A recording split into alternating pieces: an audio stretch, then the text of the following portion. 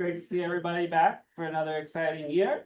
And I hope you have restful, great summers and you're ready to dig in because we've got some great workshops and talks this year. So today we are extremely pleased to have Kara Rudolph visiting us from Columbia. Kara, a little background, did her PhD as well as I think an MPH and MHS from Johns Hopkins. She's also been a Robert Wood Johnson Health and Society Scholars Fellow. A lot of her work focuses on causal inference in various applied settings, such as understanding the influences in mental health and substance use and in violence processes. Now, a lot of her work is focusing on transportability and generalization, issues of common support we were just talking about, moving from samples to populations, that kind of thing. And of course, on mediation and mechanism, which is why we're all here today. So I'm super excited about that and so glad we were able to get her here for this. A lot of you, if you're my students, you know, if you ask me about mediation, I usually completely like find a reason to run out of the room and end the discussion because it's very hard. I advance on it, and there's a lot of difficult challenges that come up in mediation. So very excited to have somebody here who can provide some hands-on experience dealing with mediation problems. And Kara's just a great example of somebody doing really good, solid, rigorous work for good. And in the sense of the application areas she works on, and also just in the sense of, you know, always keeping an eye on the real applied problems and making sure she's providing solutions that meet the demands of social science scholars working on a wide variety of issues. So with that, I'll hand it over to you. Thank you. Thanks so much for having me. Thank you guys so much for coming too. I know that 3 hours is a long time. I have never given a workshop for 3 hours all by myself.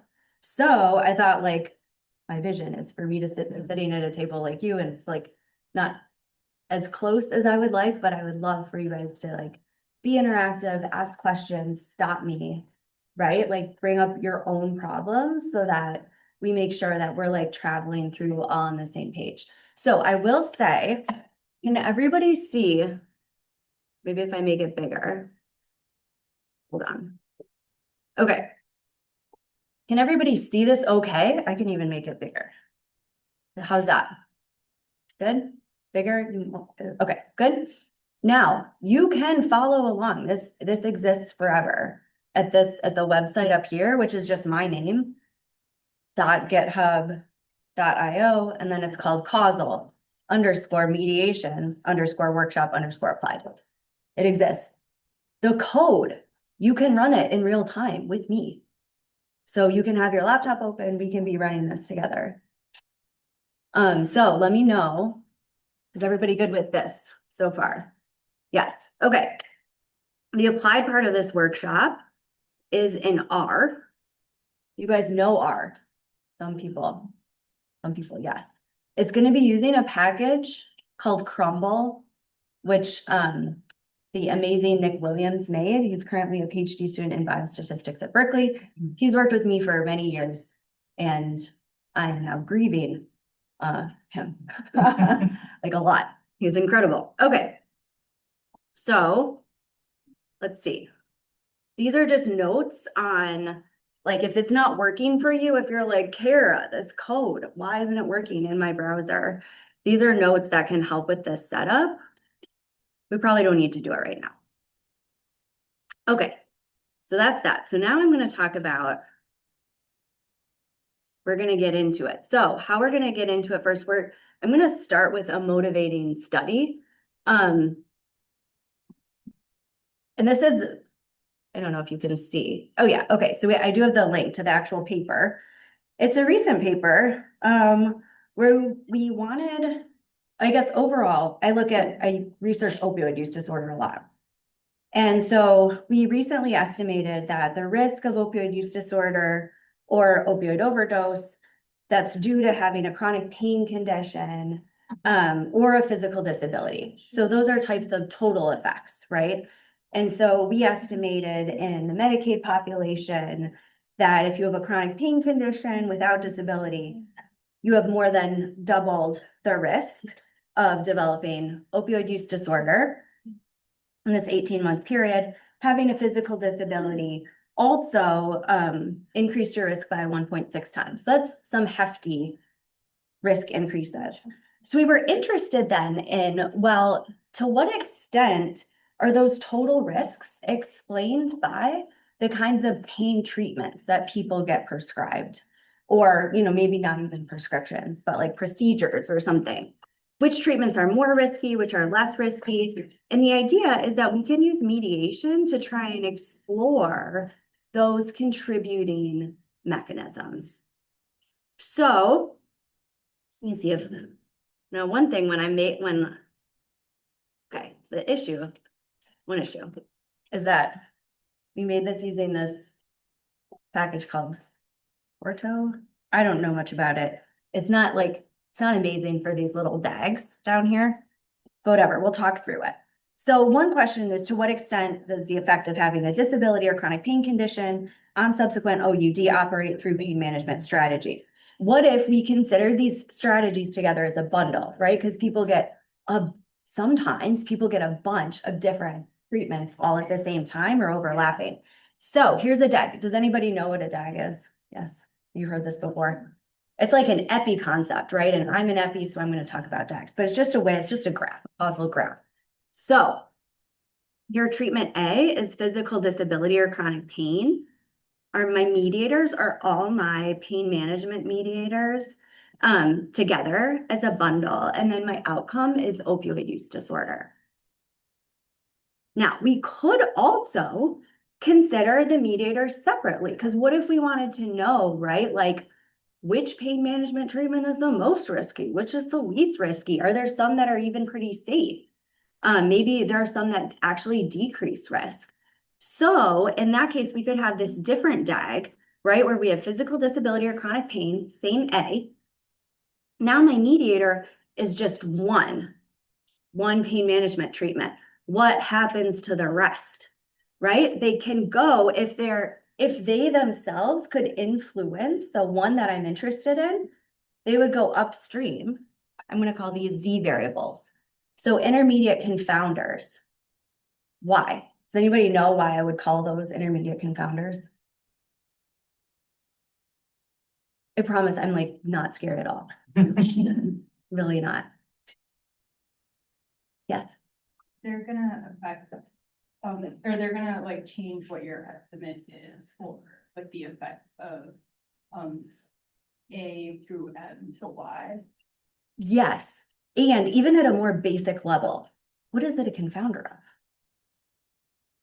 Those Z variables are a confounder of, yes. The relationship between M and Y. Beautiful. Yes, they're potentially confounding the relationship between the mediator I care about, M, and Y, and their post-treatment, right? Because if they were pre-treatment, I know how to handle this, right? I just adjust for no problem.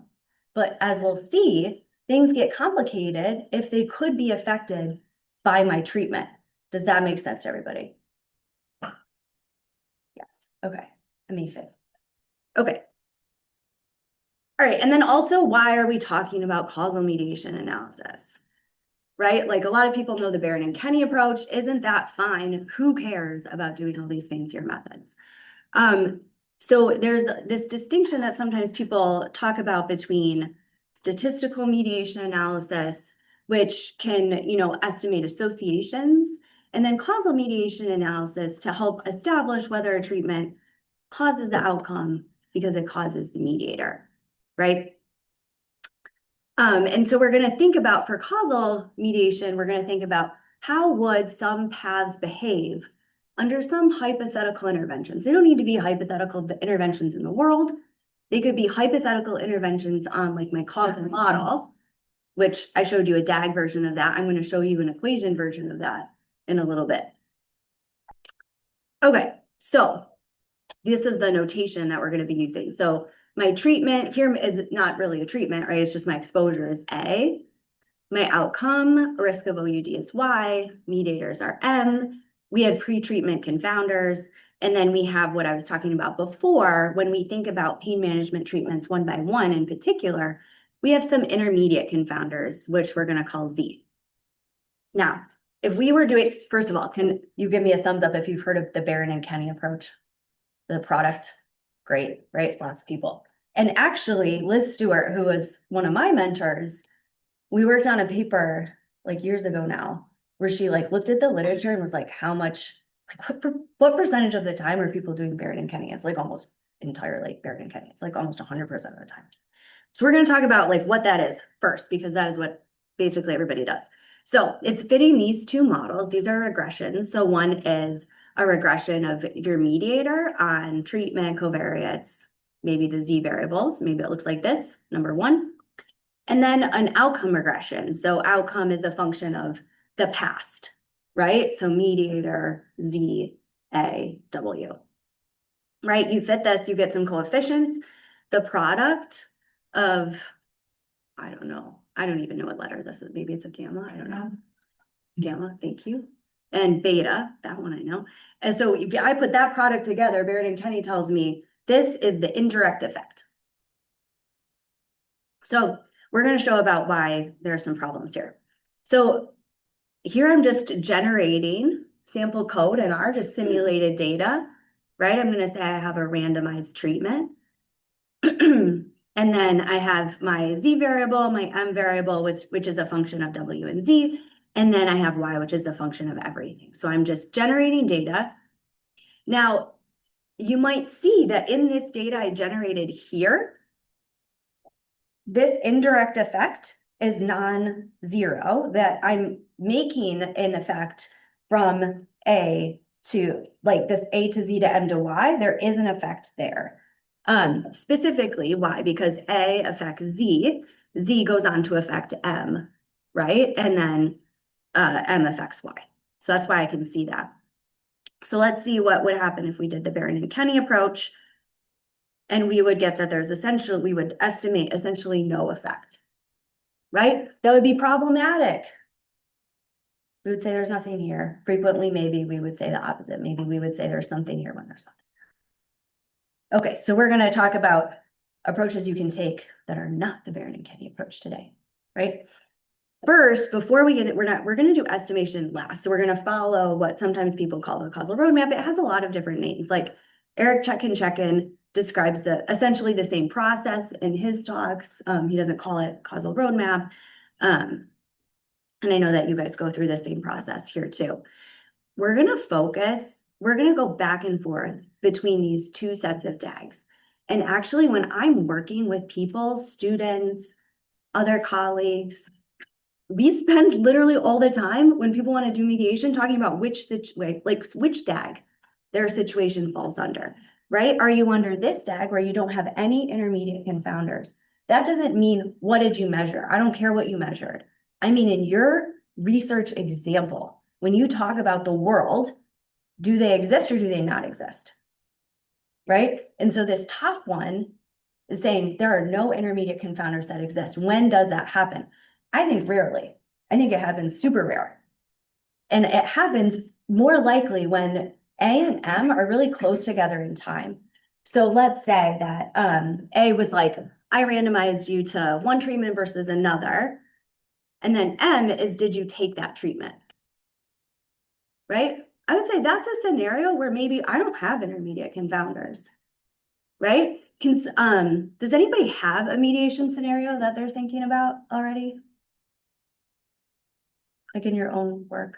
Yes, Uh-huh. effect of cash transfers on or microfinance or savings on child mental health through financial stress experienced by parents. So financial stress experienced by parents is the mediator. That explains the association between the low cash and or poverty and child mental health. And do you think that there could be some Z variables in that question? Could be somewhat. Some intermediate confounders, like for your question? Well, if we randomly assign people to receiving and not receiving the intervention. Yeah. And then we follow them, that's a good question, because I kind of didn't pay attention to that, because I was just running mediation without confounders, and I think that's a mistake now. So if I'm randomly assigning people. Yeah. Right, and then that's baseline, and then at year one, I have data on outcomes and mediator, and then year three, I have also information on them. So I'm longitudinally tracking both so I'm running longitudinal mediation analysis. Oh boy, we will talk about that. We're not gonna talk about that Oh, today. that doesn't Yeah, apply here. we will, I mean, I will touch on that to say, I too, when students want to do mediation, I'm like, don't do it. Oh, Cause it's okay. really bad. And then if literally anybody comes to me and they want to do longitudinal, I'm like, definitely don't do it. Under no circumstances should you do it. We have packages that will do it. I would never do it, like ever. Why not? Do it, because they're like, the assumptions that you're making are, that you end up having to make are totally bonkers. Like way more bonkers than regular mediation. And the power, the sample size that you need to do anything is like outrageous. I'm sorry, to be the bearer of bad. This is a mediation workshop. I'm like, don't do it. Don't do mediation. But if you do mediation, I don't know, we're gonna talk about what you can do. Yeah, yes.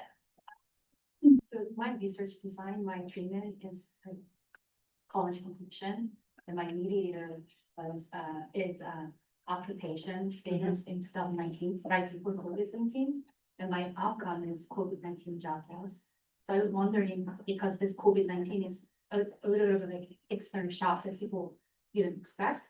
So I was kind of arguing that there might be no kind of Z like in this situation. So there was a back and forth about it. So when I make an argument about it, do you think it is valid, or do you think it can be friendly? What could be Z in this case? Oh, I mean, I think a lot of things. Yeah. I don't know, like income, probably. Do you think? Like income is, I don't know, like A is, did you go to college? Is that right? Yeah, you completed college like at timely manner. I was thinking because of this COVID-19 is like kind of external shock in my research design, so I thought, But it's job loss, right? yeah, job loss. Which I would say is not. Right. And I think there's some people here. Well, in the UC system in general, who have done some really awesome demography type work on who experienced job loss during COVID-19, which is Okay. yeah. Anyway, so yeah, I can think of loads of Z variables. Yeah, and usually I can. So anyway, just we're going to be cycling between these two DAGs for the most part.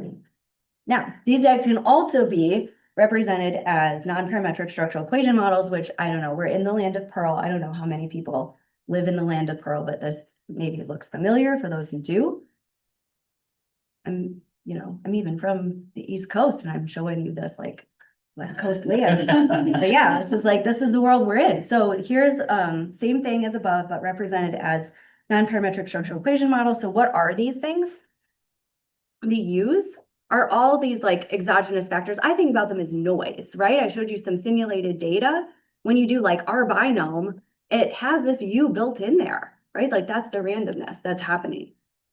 So we have our baseline covariates, just a function of random noise. We have our treatment variable, could be a function of baseline covariates, Z a function of A and W, M a function of the past, so ZAW, and Z could be a function of everything in the past, right?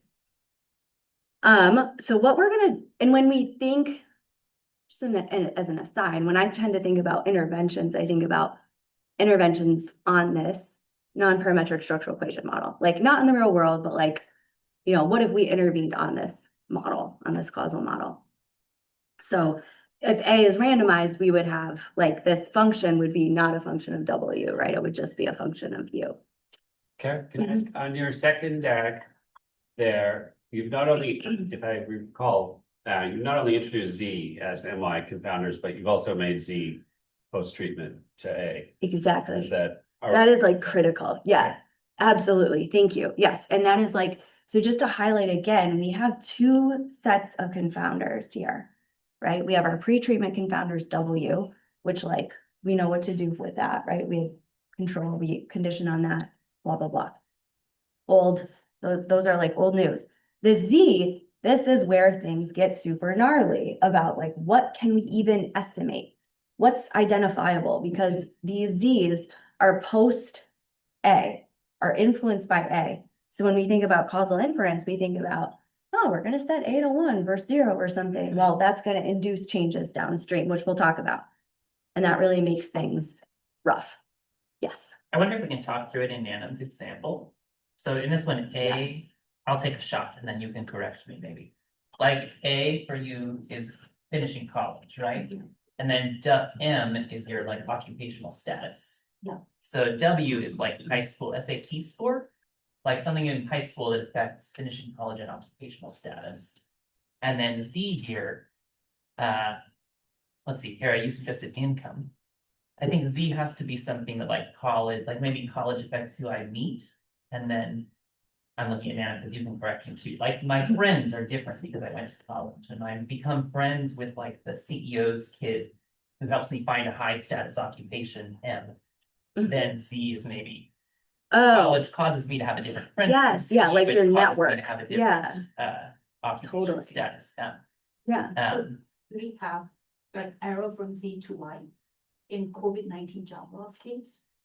Because COVID-19 job loss happens quite randomly, right? I see. So your argument is that maybe like whether I'm friends with the CEO's kid doesn't affect whether I lost my job, because that might be just totally driven by Yeah. COVID. Yeah.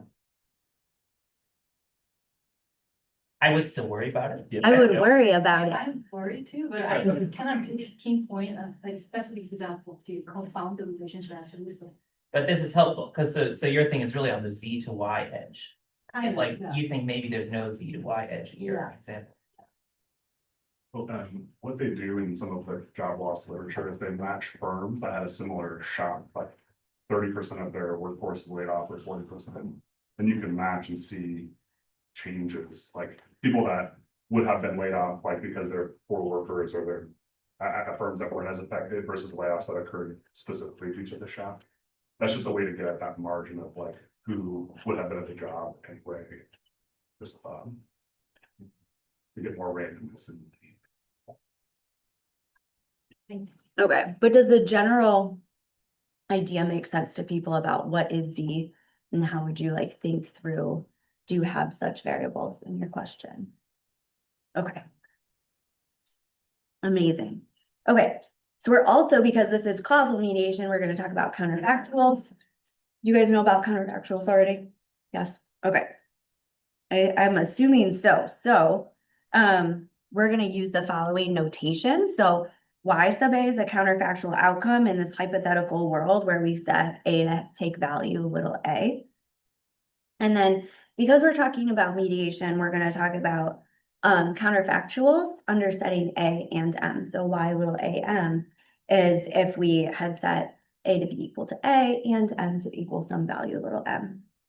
We're also going to think about not just counterfactual outcomes, but counterfactual mediators, and actually every variable downstream of our first intervention can have a counterfactual interpretation. So M sub A is the counterfactual mediator in a world where we set A to be equal to A.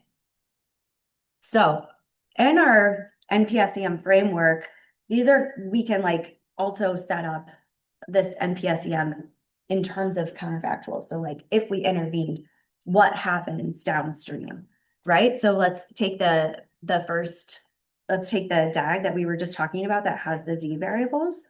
So we want to what we do is then we propagate the changes downstream. So we set A to be equal to little a.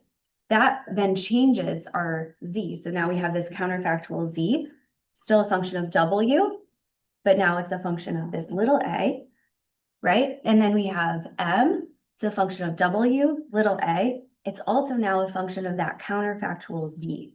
That's pretty key. I want to make sure that everybody everybody gets that and understands that. And why is that? Because we set A so that induced a change in Z, right? We're not intervening on Z, but we intervened upstream from Z. Does that make sense? Okay. And then we have counterfactual outcome, function of W little a. Again, our counterfactual Z, which is just reflecting the change from intervening on A. And then our counterfactual M, which is reflecting the change from intervening on Z. Right? Or intervening on A, rather. We could think about, what if we did two things? What if we intervened on A and M? Right? Then what would our NPSEM look like? We see A equals A, M equals M. That makes sense, right? Z is going to be affected by A. Why is it not affected by M? Somebody tell me. Upstream. Exactly, beautiful. Y, we now have counterfactual Y under little a and little m. So it's a function of W, little a, our counterfactual Z under intervening to set A equal to little a. And then now it's a function of that little m, that m that we're setting. So does that make sense? Looking at this Y sub A versus this Y sub AM, looking at that difference. Okay. All right, we can also think about nested counterfactuals, which is what we usually think about when we think about mediation. So if A is binary, let's set A equal to 1. So Z is going to be under A equal to 1. We can set M to be something different. So this would be M is the natural value, it's counterfactual under A equal to 0, right? And then we would have this nested counterfactual outcome.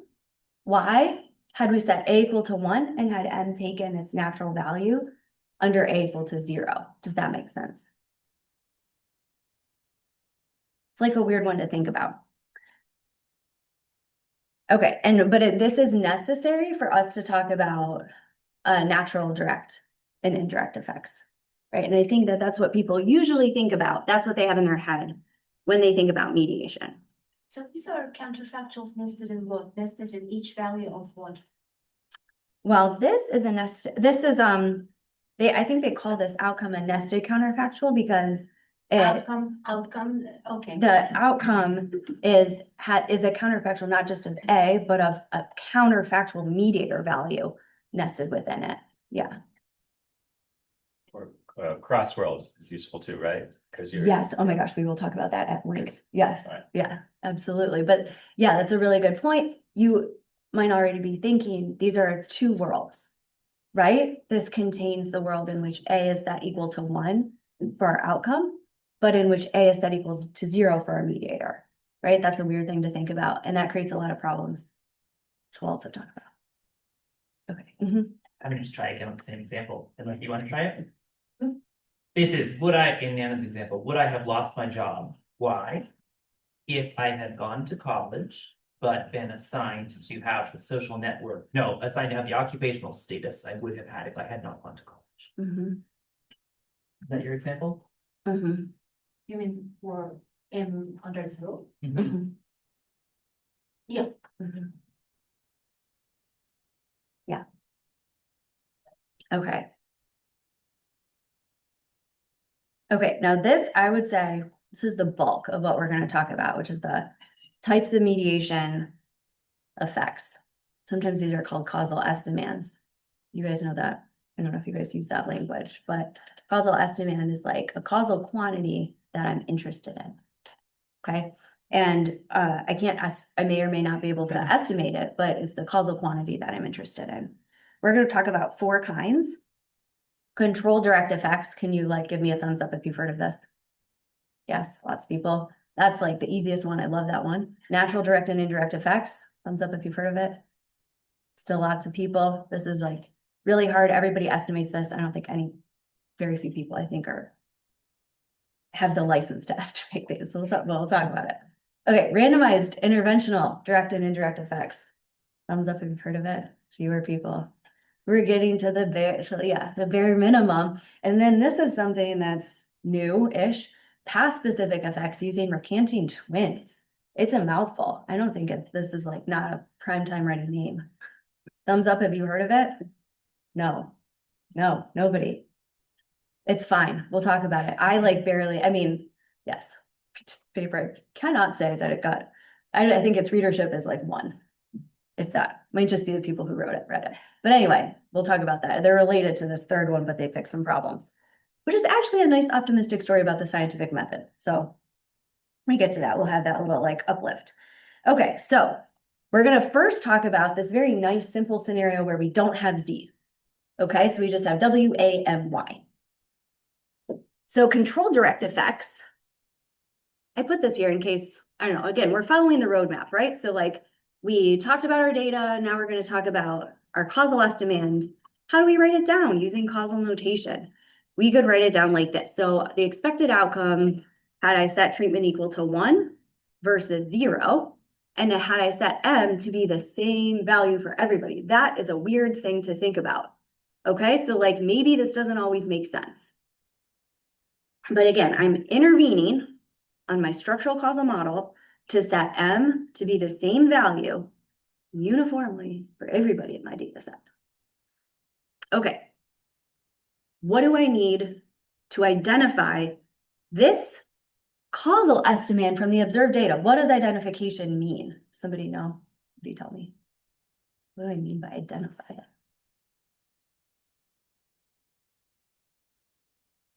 I feel like you want to tell me. Oh, I think it just the classic definition of like there's an injective mapping between a change in the data and the parameter of interest. Yeah. Okay. Yeah. So in general, right, like I don't have counterfactual data. I don't have like a column in my data that matches with this counterfactual outcome, right? I don't have that as the outcome that you had. And so there is a proof, a mathematical proof that we can do that takes us from our causal estimand to what's called a statistical estimand, which is only a function of my observed data. So no counterfactuals. And then that statistical estimand, because it's a function of the data I have, I can estimate. Does that make sense? Okay, now the assumptions that I need to go from one step in my proof to the next step, those are called identification assumptions. So I will not go through the proofs, but what I will do is I will list the identification assumptions so that if you too want to go out and estimate some controlled direct effects, you can write down, these are the assumptions that I am making, right? To go from my causal estimand to my statistical estimand. I will also say, this workshop is non-parametric. You could also make additional assumptions, parametric assumptions. We do not want to do that because I don't know what the right model is. Like I'm not all knowing, I'm going to misspecify it. So we're just going to go with non-parametric. Okay. So first I'm making some exchangeability assumptions or some no unobserved confounding assumptions, right? Which you see here. Basically that I don't have that W is all the confounders of the A to Y relationship, right? That's that first bullet. It's just written as notation, but that's all that first bullet says. Does that W even if you have randomized control trial? No, you have randomized control trial, throw it out, Okay. right? If you have a randomized control trial, which sometimes we do, I used to have an example from an RCT. Sometimes it's randomized conditional on blah, blah, blah, right? And so then the blah, blah, blah that it's randomized conditional on, you would put in here. Okay. Yeah. That makes sense. You need not have W if that's not, if that's not your situation. Okay, and then we also assume that we have no unobserved confounding between M and Y. That's harder, right? Typically that's harder. So we're gonna say, well, guess what? W and A, like conditional on W and A, these M and Y are also exchangeable. Okay. In terms of Yes. time, are they all happening in your model? Uh-huh. Is this cross-sectional?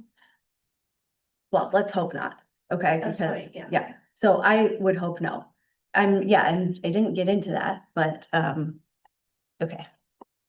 These arrows, I'm really hoping that these arrows are like they're for real, like that W precedes and influences A precedes and influences M, and M precedes and influences Y. And then back to that paper that Liz Stewart wrote, years ago, she also added that as a table about like how, what percentage of the time are these causal mediation analyses being done with true, like purely cross-sectional data? And it's alarming. So hopefully not cross-sectional, right? Because like, it's really cross-sectional. I don't know. It would be really hard to argue that the temporal ordering of these arrows, right? Yeah. Okay. Yeah, oh my gosh, Yeah. please, and in general, like, Yeah. ask. So it's not about identification assumption, but it's about like empirical constraint. So I'm wondering whether it makes sense. So it might, in some kind of, when I was constructing my outcome variable, and then I was just cross tabulate my mediator and my treatment. And then even, so for example, if like in your calculation of A and M, and if you don't observe any kind of, let's say like our outcome is also binary. Then if you don't have variation in your outcome across all kind of populations that you can think of between mediator and treatment, do you think that that is a kind of violation of like data support, or is it okay just to go proceed? So for example, if you're a mediator and a continuous mediator. And it fully determines why. You're saying if it's fully determined, if Y is fully deterministic? No, I'm thinking more of like, in some cases, let's, for example, like you're treated, and then your mediator is equal to M, and in that case, you don't observe any kind of variation in your outcome, so everyone is, determined. You're right, like, I think that is the same, I think it is like fully In a sense that you don't observe, so it's not. Oh, it's not that it's zero, you just don't see it? Yeah, so Oh. you can like technically see 1 and 0, but like you only observe just 0 cases in your data. So in that case, like, is it okay to see, or is it No. just like Well, data? you would be violating positivity, which beautiful, this next set of assumptions. Now, I did not put in censoring or missingness, which you were talking about. That's not a note in here, but I can add it, that's fine. I still need positivity for that. So if I'm gonna if something is missing, right, then I still need positivity for that. It's like another treatment node. But positivity is about treatment assignment, not about outcome. It's about whether or not you see it. It is about censoring. You typically need positivity for your censoring mechanism and for your whatever node you're intervening on. Why do you need it for censoring? Because like lots of times we say, well, the causal estimand, if I have censoring, is something like this, right? I would have like under censoring is equal to observed. Like I wasn't censored. I don't think I get it, because like for outcome of interest, you don't censor it, right? So it's, let's say it's a simple. You said it was missing. But so in an ideal world, you observe both like Y equal to 0 and Y equal to 1. But in your data, you're just gonna say it. Yeah, you're saying it's missing, right? Yeah, in a way, and usually positive assumption is about treatment assignment. And about outcome. not about the outcome, but it is about the missing. If I don't see it, yes. Where it could be different is if I have a competing risk that I know my outcome, like that is a deterministic, and then I don't need positivity for my competing risk. For censoring, I don't know of a case where you don't need positivity. For all the cases I know need positivity. Yeah. Okay, but yeah, you do need positivity. Beautiful segue. Basically, it's all saying that, W isn't deterministic of A. Like I have some random chance of having either like any of my anything that I want to set to A2 conditional on my confounders. I can. There's some non-zero chance. Same thing with like the value of M that I want to use for my controlled direct effect. Like everybody has some real probability of having that value of M. Does that make sense? And when people think about positivity, which I love to think about, I'm a nerd and we're all just here doing our stuff, right? It's like, I love to think about that. And like, that's also when people talk about data support and supporting my data, that's it. And this also gets like really hard. Well, we'll talk about areas where this gets hard, but I think that it gets hard a lot. And I think frequently you have what are called practical positivity assumptions in real data, almost always. And practical positivity assumptions is where these probabilities, maybe they're not 0, but maybe they get close to 0. And that causes bias, which I think is maybe less appreciated sometimes, but also causes your variance to blow up in a lot of cases. Okay, so under these identification assumptions, we can write the controlled direct effect as a function of just our observed data, right? So on the left-hand side, we have our causal controlled direct effect. On the right-hand side, you see there are no counterfactual variables there, right? We have like this green part, which is our regression of y, right? As a function of the past, setting a equal to 1 versus a equal to 0 and setting m equal to little m. I'm just taking the difference, right? I take the difference of those two predictions in my regression, and I just take the average. That's what this last expectation, that outer expectation is, taking the average across them. Does that make sense? So this is how you can do that in R. So I simulate the data, same as before. I'm going to fit a correct parametric model, which again, we are not going to do in real life using the Chromebook package because we don't know the right model, but I'm going to fit the right parametric model here.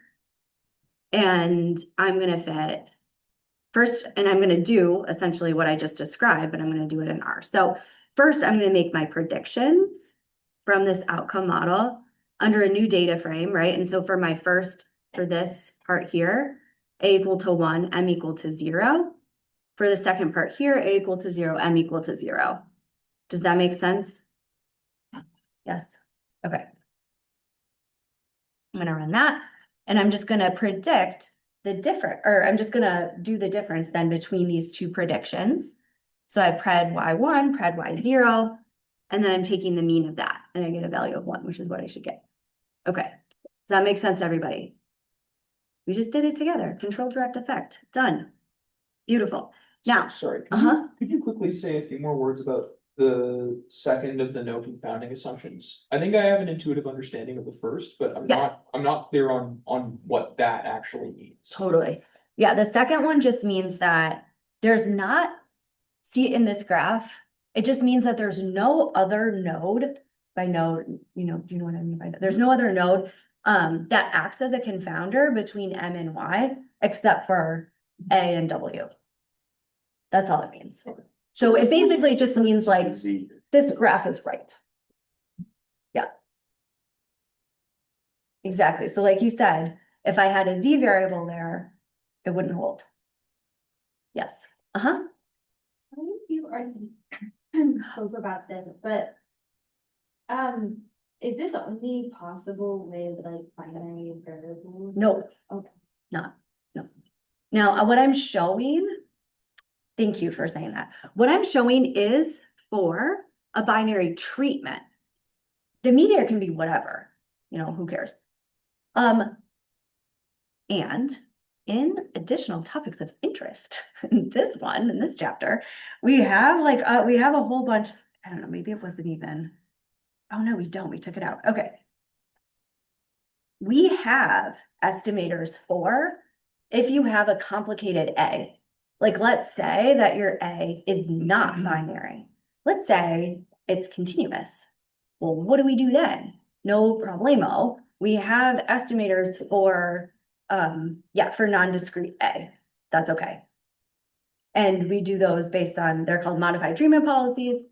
I think it's like simplest, or I don't know, in my cases, we've only ever thought about it as like a shift intervention. So like, let's say you have blood pressure or something. I don't know anything about this, but like, let's say you have blood pressure and you're like, I want to shift everybody to have like 20 points lower or something like that. Yeah, we have packages for that. If it's called LCM MTP, but I can talk about that anytime. Okay. I wanted to say one more thing about our friend controlled direct effects, which is maybe you guys already realized this and you were like, look, Kara, you haven't told us anything new. This is the same as if I have a multiple time point intervention, right? Where A and M are my two intervention nodes. Let me go to my, right? So it's the same as a multiple time point intervention where I can intervene on two nodes, A and M, okay? Everything that I told you is the same. That identification assumptions are the same. If you use, I don't know, whatever software you normally use for doing like longitudinal treatment effects, like, well, I did a stint in Berkeley, so I'm going to say LTMLE or LMTP. That's another, LMTP is another package program by the amazing Nick. You can use that to estimate control direct effects. So anything that you would do to estimate longitudinal interventions, you can also use to estimate control direct effects. Can I ask a dumb question? It's So, not dumb. the direct effect by default means M equals 0, isn't it? Is there a control direct effect when M equals 1? Because if M equals 1, we have a mediator, then the effect is no longer direct, is it? It's still a I'm just- control direct effect. It doesn't matter what you set M to, it's just the fact that you're intervening on M.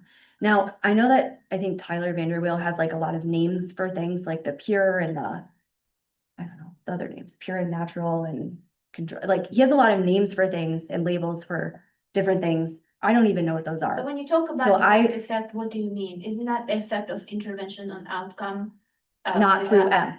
Huh? Does it? Yeah, it's not through M. Not through So M. I So what specifically is the mean- direct effect when M equals 1 then? So it's the direct effect from that. The direct effect is specific to the value of M you set. You may have different direct effects for all the values of M that you have. I just mean this arrow from A to Y. Well, Is the direct effect. You may not have one direct effect. You may have one direct effect for each value of M. Which we will also talk about. Why is that that's very next? interesting. Okay. Because let's say that your direct effects are the same for every single value of M, then, and I will show you the math in 1 second, then your control direct effect equals your natural direct effect. Wild. Yeah, but doesn't need to be the case, right? Probably not the case. That's a whole different theoretical framework, isn't it? No, I don't think it is. It is not different from Tyler Vanderweel's. No, it's the same. Because the definition names- of direct effect is effect of intervention on outcome On outcome. without a mediator, isn't it?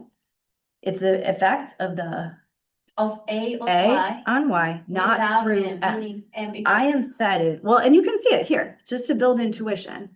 If we're looking at this green, you see this green part? I am setting N to be the same value, right? And I'm taking the contrast. And the No, green thing. I get that, Yeah, but right? what I'm saying is, if there is an M. Yeah. If there is an M equals 1, M equals 2, M equals anything other than 0, it means there is an M. It means Mhm. there is a mediator, and if there is a mediator, then why the effect is called direct? Because it's not through M. I just want, there's this path. Oh, sometimes things that people call mediation is like path specific effects. There's multiple paths that you could be interested in. I might be interested in the path A to M to Y, right? That'd be do, do, do, do, do, do, do, do, do. I may be also interested in the path not through M. A directly to Y, not through M. Now, if there is a mediator, is my direct effect path, A to Y, going to equal my total effect? No, probably not. It will be different, right? Because the total effect of A on Y is this summation. And this is why people think about mediation being, you guys are amazing at going from like my topic to the next topic, because that's what I'm talking about, right? For natural direct and indirect effects, they sum to the total effect. Why? Because they are taking M to A to M to Y, which is the indirect effect, plus A to Y, not through M, which is the direct effect. You add them together, you get the total. Turns out only in the special case of natural direct and indirect effects. Okay, but should I? Okay, said that. Sorry. Do you seem unsatisfied? Do you want to come back to it, or how do you want to go? Okay. You can also ask yourself, is this the estimand that I want? Estimand again, meaning, do I want the controlled direct effect? Maybe, again, we're in the land of Pearl. He calls this a prescriptive type of effect of estimand. I think it makes sense if we think, yeah, it's reasonable for everybody in my data set to have the same value of M. So one example that I came up with is like, maybe there's air pollution and that's my A, and that causes, but I live in a world where I could envision everybody having the same rescue inhaler dosage and M, and I can set that to be the same for everybody. That's an example of M not being binary, right? And then I could look at hospital visits or something for my outcome. But I think there's plenty of examples. Linda Valeri has some really cool work on controlled direct effects. When you're setting like thinking about when people get care for their cancer in an ideal world, that would be optimized. And so if you were able to optimize that, anyway. Okay. Can I just, Mhm. sorry, it's sort of still here, but sort of going back and answering this question in a way, or related to this question.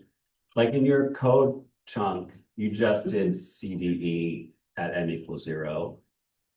Right? But you could have done CDE at n equals 1. Mhm. Is there any outside, when you're in the Yes. non-parametric realm, there's really no reason to preference one over No. the other, right? Yeah. So is the recommendation to show the CDE at every level of n? Oh, that would be so interesting. I've actually never done a controlled direct effect in a paper. So, I don't think I have. yeah. So I don't know, maybe, I guess it would depend on like the, if I thought that like my different values of M were like Yeah, all important for a reason. Again, I usually am not really interested in the controlled Yeah. direct effect. I mean, it's kind of sidestepped here because the parametric model is kind of forced into the Yeah. same thing. Yeah. Yeah, that's a good point. And we'll show like later, we'll do the controlled direct effect at each value of M in our calculation of the natural direct effect. Yeah. Yeah. Importantly, this does not provide a decomposition of this total effect, the average treatment effect, which is what we were just talking about. And that's why I think when people think about mediation, they think about natural direct and indirect effects because these do provide such a decomposition, which is really great. Okay. In order to talk about natural direct and indirect effects, we need to think about this nested counterfactual, right? Where we had y under setting a equals 1 and the counterfactual of m under a equals 0. And that can be interpreted as the outcome for an individual in some hypothetical world where treatment was given, but the mediator was held at the value it would have taken under no treatment. So if we're thinking about, fake data, we have like this copy of our person with the mediator under treatment and the copy of the same person, but with the mediator under no treatment. Now, to like understand this decomposition, we want to remind ourselves about this definition of counterfactuals, y under a equals 1, and then counterfactual m under a equals 1 is the same as just y under a equals 1. Right, everybody good with that? Yes. And that's like I think that's like pretty easy to see, especially thinking to, when we wrote down the non-parametric structural equation model, right, and doing interventions on that. Okay. With that in mind, we can decompose the average treatment effect, which is this, right? And we can first rewrite it in this way, y under a equals 1, m under 1, same but with zeros, into the natural indirect effect, which is written in this way, and the natural direct effect. And then, yes, and this will be the part that we're talking about. I know that there's like, you can do a different decomposition, which I alluded to. There's something about like pure and something else, but clearly I don't know very much about those, so I'm not going to talk about that. Okay. This has some more gnarly identification assumptions. So I think this is why, even though this is what people have in their mind, like this is their goal, this is what they say they did, this is why it's like really hard, I think, sometimes to justify this. So these two first identification assumptions are also their exchangeability / no unobserved confounding assumptions. It's the same, right? It's the exact same assumptions as controlled direct effects. No difference for these first two. These last two are different. So the third one seems like pretty reasonable, just saying that W is all the confounders of the AM relationship, right? That seems okay. And this last one is hard. It's saying that, well, yeah, that M under A equals 0 is independent of Y under A equals 1 and some little M value conditional on W. What does that mean? Well, the implication, this is what's called the cross-world independence assumption. And what it means is conditional on W Knowledge of the mediator value in the absence of treatment provides no information about the outcome under treatment, which is like hard to, for me, like that's like more interpretable than just looking at it, but that's still hard for me to wrap my brain around. So what does that mean? Basically means that we can't have a Z variable is the upshot of this.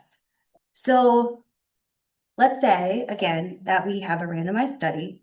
We think that treatment assignment works through to actually take the treatment you were assigned to, which yes, then we're violating this assumption. Bummer. They're also problematic for other reasons, like conceptual reasons, which, you know, folks have written about. Some folks feel like, why am I talking about anything if I can't design a study, a randomized study for it? I don't know. I feel like people can talk about whatever they want to talk about. That's like another reason that you could like object to this assumption. But, and we're going to talk to, I guess it's not now, we'll come back to specifically looking at the causal graph to like gain intuition for why this assumption means that we can't have any Z variables. And I want to underscore, it means that we cannot have any intermediate confounders that we've measured or that we haven't measured. Sometimes I work with folks and they're like, that's fun, I didn't measure these variables anyway. I'm like, whoa, does not absolve you, right? Yes. I was wondering if they explain a little further, so the second assumption, just like M being independent of the Y potential outcomes, that, given these variables, that also means we can't have a C, so is there, No, do you have an example of, or is that correct? yeah, Or- it'll come, but I can just go to it now, I Okay. think. Mhm. Yeah, we'll talk about it now. Okay. Why is this a problem? It involves two counterfactual worlds simultaneously. We already talked about that. We know, because we went through our structural causal model, setting A equals to 1 induces this counterfactual post-treatment confounder Z under A equals 1, right? Setting A equal to 0, which we have to do for M, induces another Z, a different Z. It induces Z under A equals 0. Rough. These are both existing, right? And these two, if again, we think back to our non-parametric structural equation model, what is that model? It's a function, right? That F of W, A, U sub Z. The U sub Z is causing us trouble, right? That U sub Z is the same for both of our Z's. Gosh. See, and so we can draw this picture. I don't know what this would be called. This is a type of graph. Somebody over here can tell me what type of graph this is. I don't know, but it is a parallel worlds model. I labeled it. Previous me, apparently. I mean, I'm not a graph expert, but okay. So U sub Z is like part of this generation of Z sub 0 and Z sub 1, right? And so we know that as long as there is the existence of this Z variable, these two things can never be independent, right? M sub 0 can never be independent of Y sub 1M. Bummer, right? Because they're connected through this U sub Z. Specifically, yeah, when I put, you know, blah, blah, blah, it's not meeting the backdoor criteria, but you can see it with your eyeballs, right? Like these are making these two things not independent. Does that answer your question? I think so. Okay, yes. And so that's like the particular problem for that fourth assumption. We don't have such a problem for our other exchangeability assumptions. Okay. Yeah.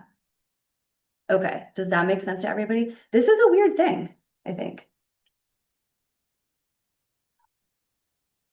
Okay, Just since you mentioned it, like, I think if you did a twin network, it would show up. that would also, okay, You'd see exactly what your point is, exactly Okay. the non-independence here. yeah, I Very think what cool. you've done is actually parallel worlds here.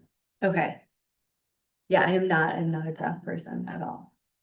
So I would just ask my pal, Dan, and he just tells me what to do and I do it. But okay,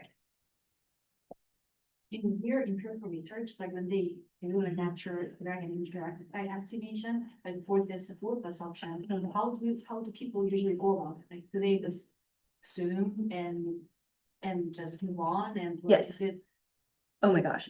Okay, well, I think the vast majority of time it is not listed, so people do not know that it's an assumption that they're making. So I would say that is like 98% of the time. Unlisted, it is not known that it's an assumption.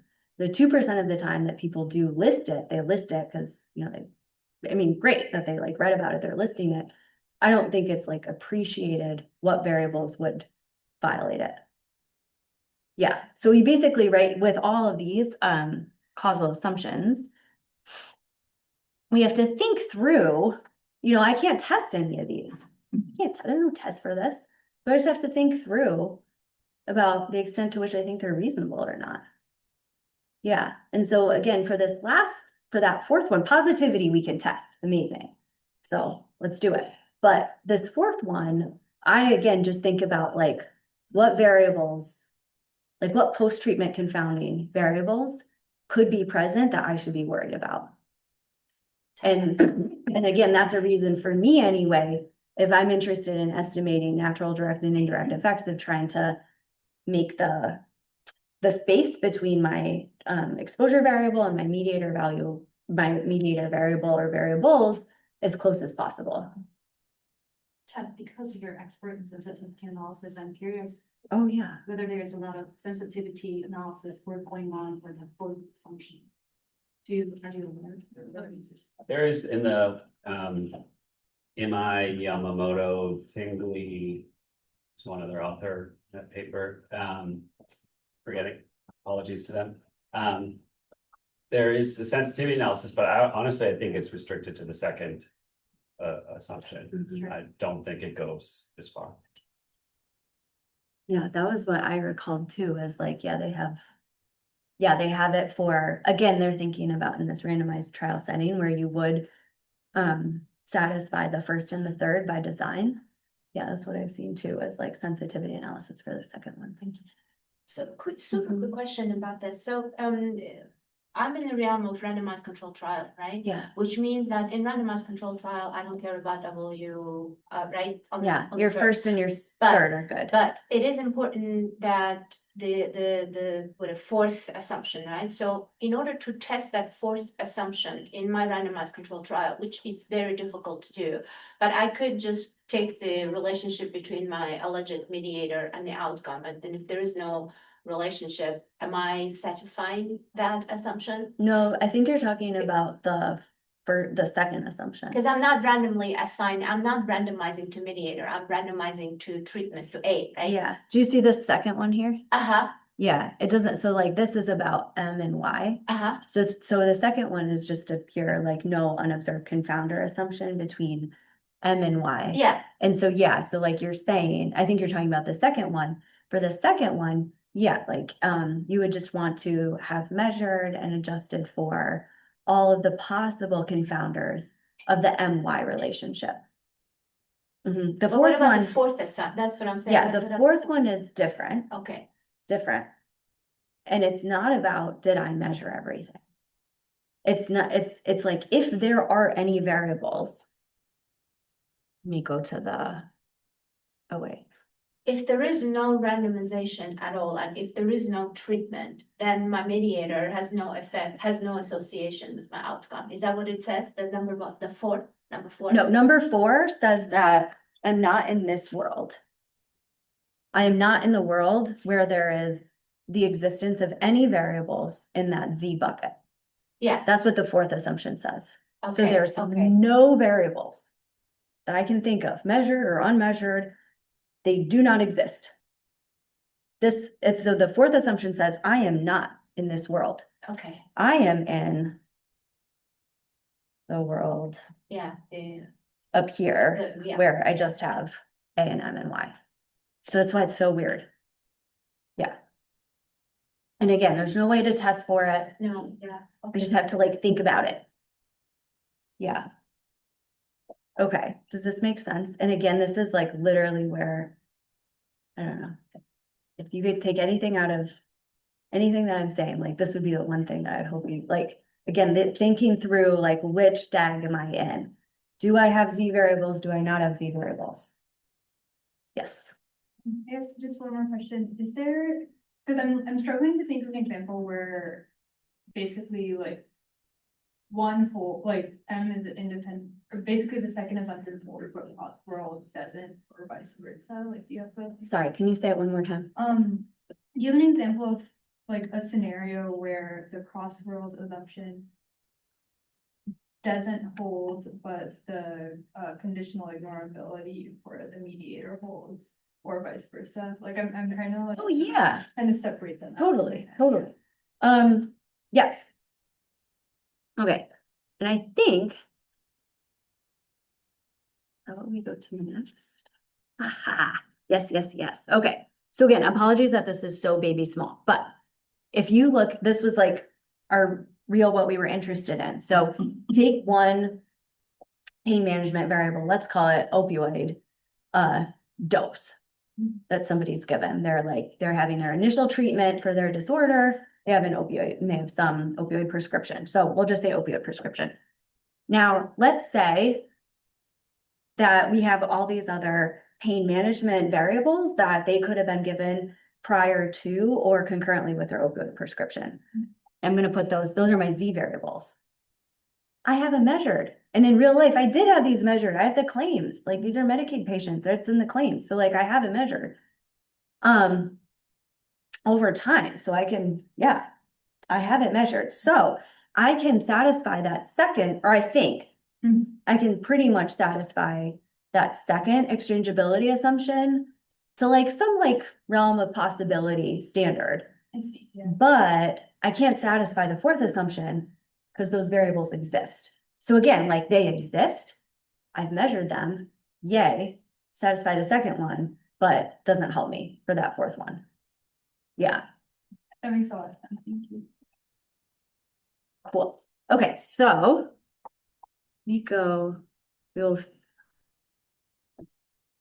where were we? Okay, so we did this part. Oh, yes. Okay, so if all these assumptions hold, all four holds, we can actually write our natural direct effect as a weighted average of control direct effects. And this is what I was saying before. So you can see this inner part here. Ugh, I can't highlight it. This inner part here is our control direct effect estimand, right? But just with like, it would have an outer expectation. And we can weight it, right, by the probability of our counterfactual mediator under no treatment equaling some value conditional on W. That is a weight. We take the weighted average across all values of little m, and that gives us our natural direct effect. So looking at this, we can also see, well, gosh, if our control direct effect is the same for every single value of little m, then the control direct effect equals our natural direct effect. Okay, so then this gives the identification formula for the natural direct effect. So I'm showing the causal side here, the statistical, how we would identify it here. So how would we do this? This green part, same as before. So we're trying to like use the same colors to try to keep things as simple as possible, but mediation is hard. So it's still a little confusing. Again, we take this inner difference in expectations, just contrasting A equals 1 versus A equals 0. We're not setting M here, but we are conditioning on it, right? That difference then becomes like a pseudo outcome, right? That we condition on A, setting it to 0 and W. And then we take our final expectation. And so we're going to go through that in our code just to build the intuition, make it concrete. Okay, so we set up our simulated data. We fit a correct model for the outcome. And then we're going to generate these green predictions. This is the same as before, only here we're not setting the value of M to be a particular value. Okay, so the only thing that we're doing is we're setting A equals 1, A equals 0. So we're just taking those predictions.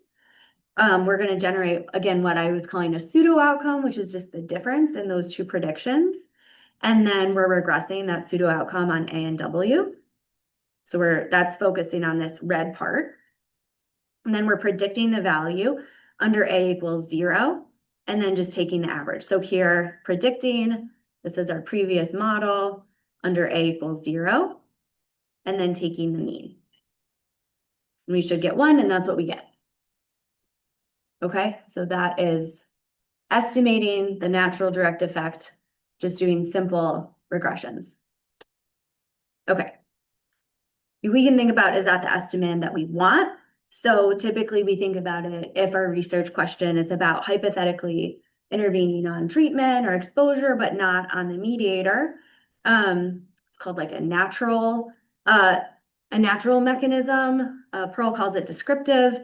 The thing that I think people love so much, and I love so much about natural direct and indirect effects, is they add up to the total effect. Because intuitively, if you're talking to somebody, that's what they are thinking of. They're thinking about, I have a total effect. A lot of times that's what they're thinking about. I have a total effect and I want to decompose it into the part that operates through my mediators and the part that doesn't. Okay, you really have to be okay with those assumptions though. And the fourth one is a doozy, right? So probably we would like it, we can't have it. And right, there's like that guy in The Wire who says you want it to be one way, but it's the other. And I feel like that's like natural direct and indirect effects. Like we want it to be this way, but it's not that way. Usually. Okay. We already talked about identifiability. Now, you've been sitting for a while. Do you guys want to take a little break? And then we talk about our last two estimates? Okay. Natural direct and indirect effects are a lot. So I don't know. What do you guys usually do? Like, I don't think there's a normal. what a but, normal? Okay. You should, it's your show. Okay, Just well, let's do like 5 minutes and then we can come back because like randomized interventional effects are also a little bit gnarly. And then we'll like, you know, come back ready for the gnarliness of it.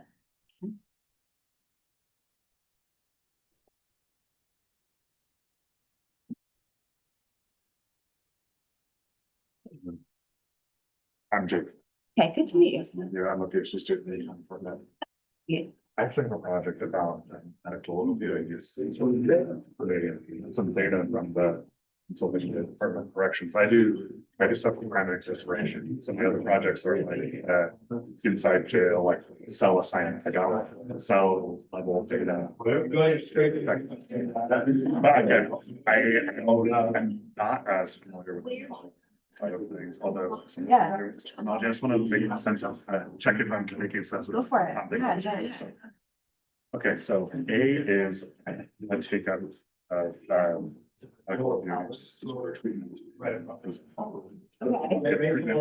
inside. Yeah. And so then, but M here could be something about like their placement post incarceration, because what I care about Y is the recidivism.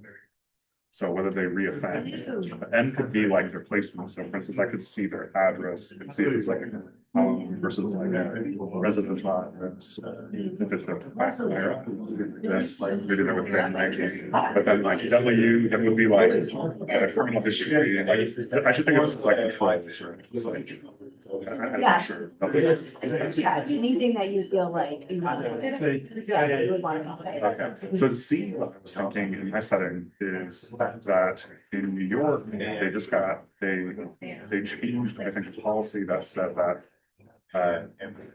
if someone asks for medical then they like have to take it seriously. So we create a bunch of people inside the incarceration facilities, and basically we see like the uptake of it between like 2021, maybe 2022 and 2024. It's like big, it's like in the thousands. Yeah. As your people who are taking it. So then I was thinking that like what I was trying to look for is like the budget change for this line item, because I've been FOIAing a bunch of stuff. I'm just like, love to fight over email. And I'm like, you know, in the PhD. Part of it. But I think within 10 days, and here's a list, but I was thinking that different incarceration facilities get different, like differential funding for the specific program. So I could think of Z as like, so like you might, like similar individuals, like so say criminal history. A is the policy or A is My the thought individual? is that A is treatment. Yes or no, you receive treatment. Okay, then I would say the funding would be double, Oh, I see. not Z. Like Z to me Z would be again, Z would be so many things. My God, it would be craving. Withdrawal symptoms. Distract, like, I was thinking of Z as kind of like an introvert, something that, Not the- okay. it's see. affected by it. So it's like, so I was like, in this initial started treatment, they literally had things that affected really. Did they? Oh, well, are they adhering? Because if they are not adhering, they stop doing it, they might end up in a different place. Yeah. Or just they did it there and it is like, it altered how well you're working. Like, again, about, and a lot of times they just select something in the thoughts, and like, how well is it working? How's your craving being hit? And so probably, if, I don't know, I could see that effect. Very long up because it's gonna affect your behavior, It would it's affect your mental health. foundation. Yeah. But that sort of thing, like cravings are observed. That's true, but it, like, you have, I could see if they persist in the charts. yeah, so like, you should have like, and that would catch drugs. So something like take up is A, and Yeah. then Z is attrition essentially. Yeah, Like like- they persist through. You know what, it probably, yeah, like, did you mean? Because I basically have the four, there's like this. Box, yeah. And then there's the month, day. I have those, so I know people are participating in. And so then I could basically see that, so then Z would be like an aggregate, like, how long it persists. Something like that. The methods we're gonna talk about.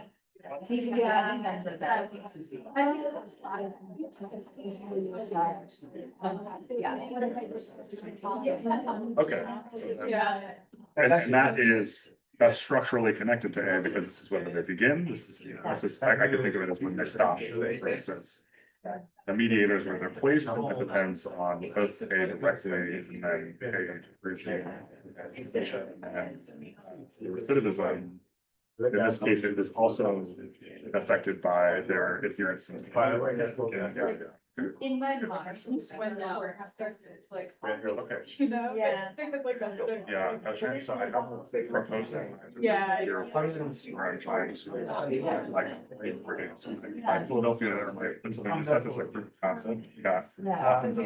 So I'm trying to run that same model on the live data, but then it's still, it's small, it's not that much, as much as you want, but it's like the Bureau of Prisons is interested. I was just trying to think of like, what I could ask, like, what additional things like that. I have urine. In my medicine. What do you mean like urine? Yeah, Like like, other, okay. it's like, you can see, like, I don't know how naive or not I am, like, how much people consider. I don't know, it seems like a month.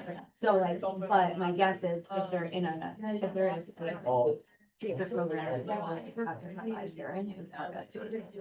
And that's a good thing to see, or you continue, because there's like so Not to many measure things. the use of the- There's that, like, our other opioids that. This would be like the correctional facility, like asking the question, what's unobserved as relative to your participation, we can use. Again, there's like, and I guess you might have to. And probably. Yeah. Usually like, that's like. I don't know about the, but if you're ill. Usually have to do that. I might have that, like, I think that. Yeah. Then you could get a little bit measure of. And then like. And you also have the measure of. Yeah.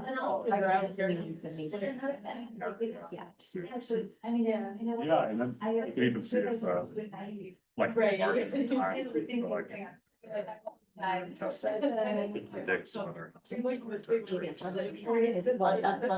Yeah. I can imagine that they're using it as complements, right? Like one of the treatments lowers their cravings, but not much. They complement it with. Cravings. Yeah,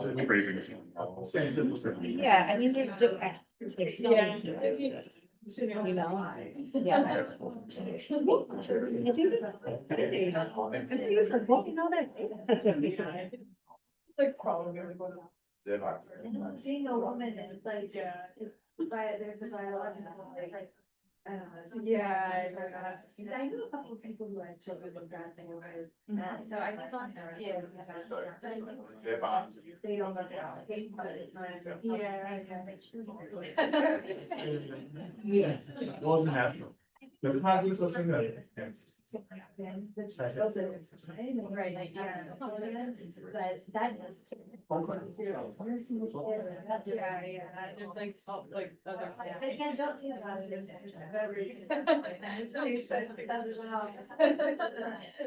Good advice. Yeah, I don't assume that always, but when you. Okay, awesome. I wasn't probably. I was just saying, I was saying that was a good idea. Cause it's like so much. Oh my gosh. Yeah, Great, this is great.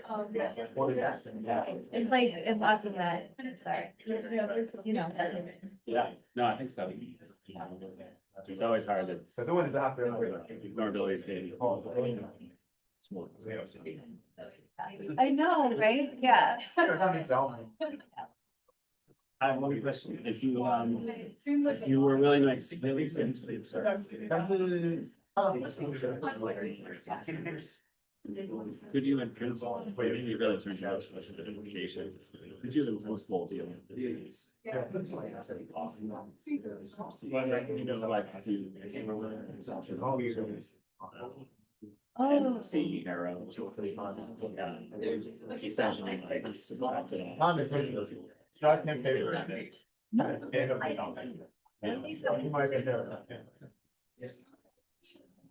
That's the one.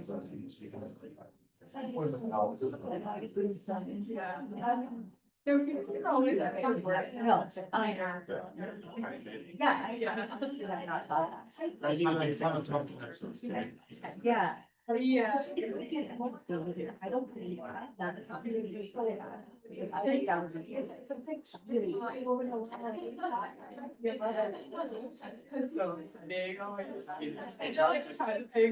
Founding you could develop at least an intuition. Yeah. Strong for development. How much? I think I'm going to the next section.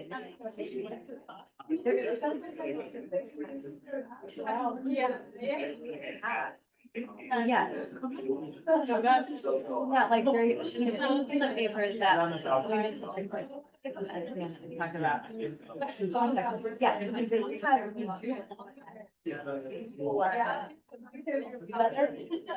Whether you should basically say, whether you can extract the name. Like, whether you. So it's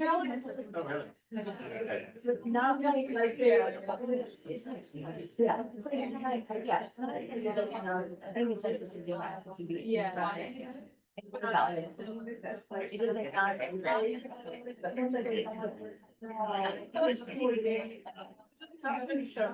Yeah, similarly, you had the whole structural model. Yeah, start making up. Yeah.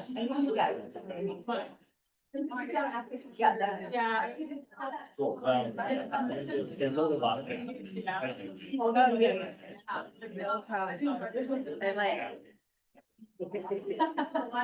All right, guys, we can get started again. Yeah.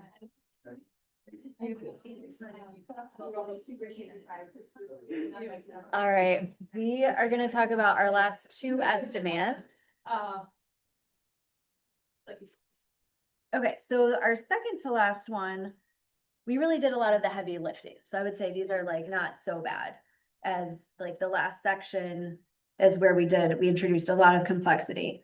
So let's say that, oh wait, actually I did want to say, we did talk about this section, but we didn't fully talk about it because I did want to make an aside.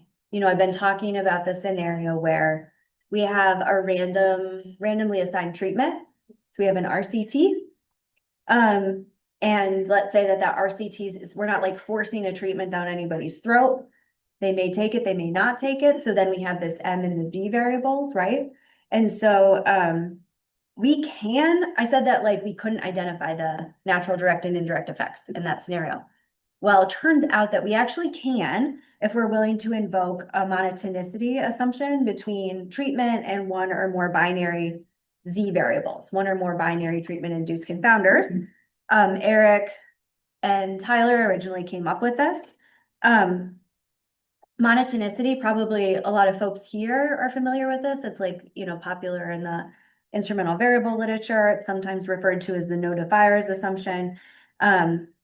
It seems like it might be restrictive, but like actually I think it's like very reasonable in this common scenario we're talking about, trials where the intervention is like randomization to receive something, not about whether you actually took that thing. So in that case, I think, this assumption is reasonable. And we can, we can actually identify and then consequently estimate the natural direct and indirect effect in that setting. We have a package, of course, for this.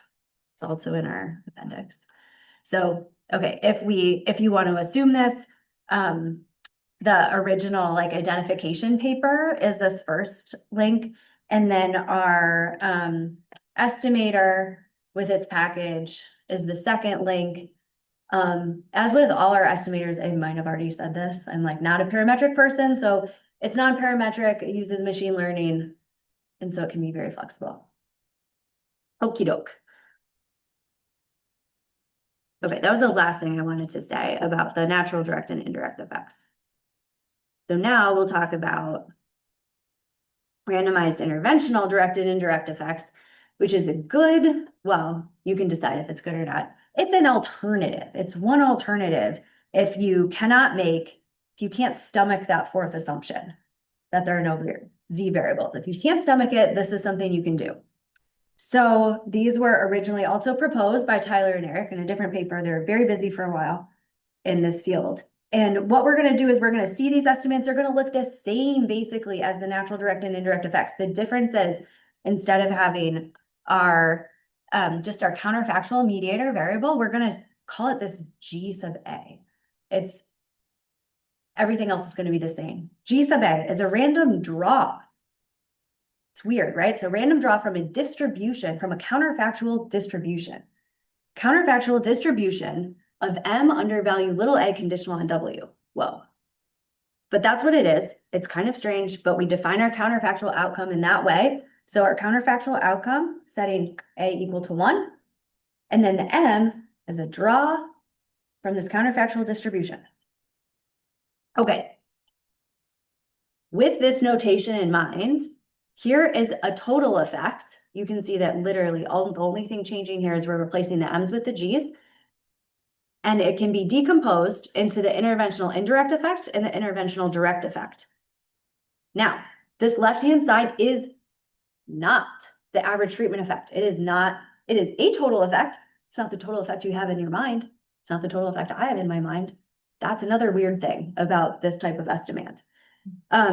It does equal, let's say, the Z variables, in reality, we are afraid we have Z variables. Let's say we're wrong. We don't have them. Like, let's say you're in your situation. You're like, guess what? This arrow doesn't exist. No Z variables, Kara. Then this bizarre total effect will equal the normal total effect that we think about, the average treatment effect. Those two will be the same. And in expectation, the interventional indirect effect will, on average, equal the natural direct effect. And again, in expectation, interventional direct effect will equal the natural direct effect in that case where there are no Z variables. You may think to yourself, that tells me that there might be a test about whether or not there are Z variables. There kind of is, and I will talk about that when we talk about our last estimate. Okay, in general, I think about randomized interventional direct and indirect effects as, they're like plan B.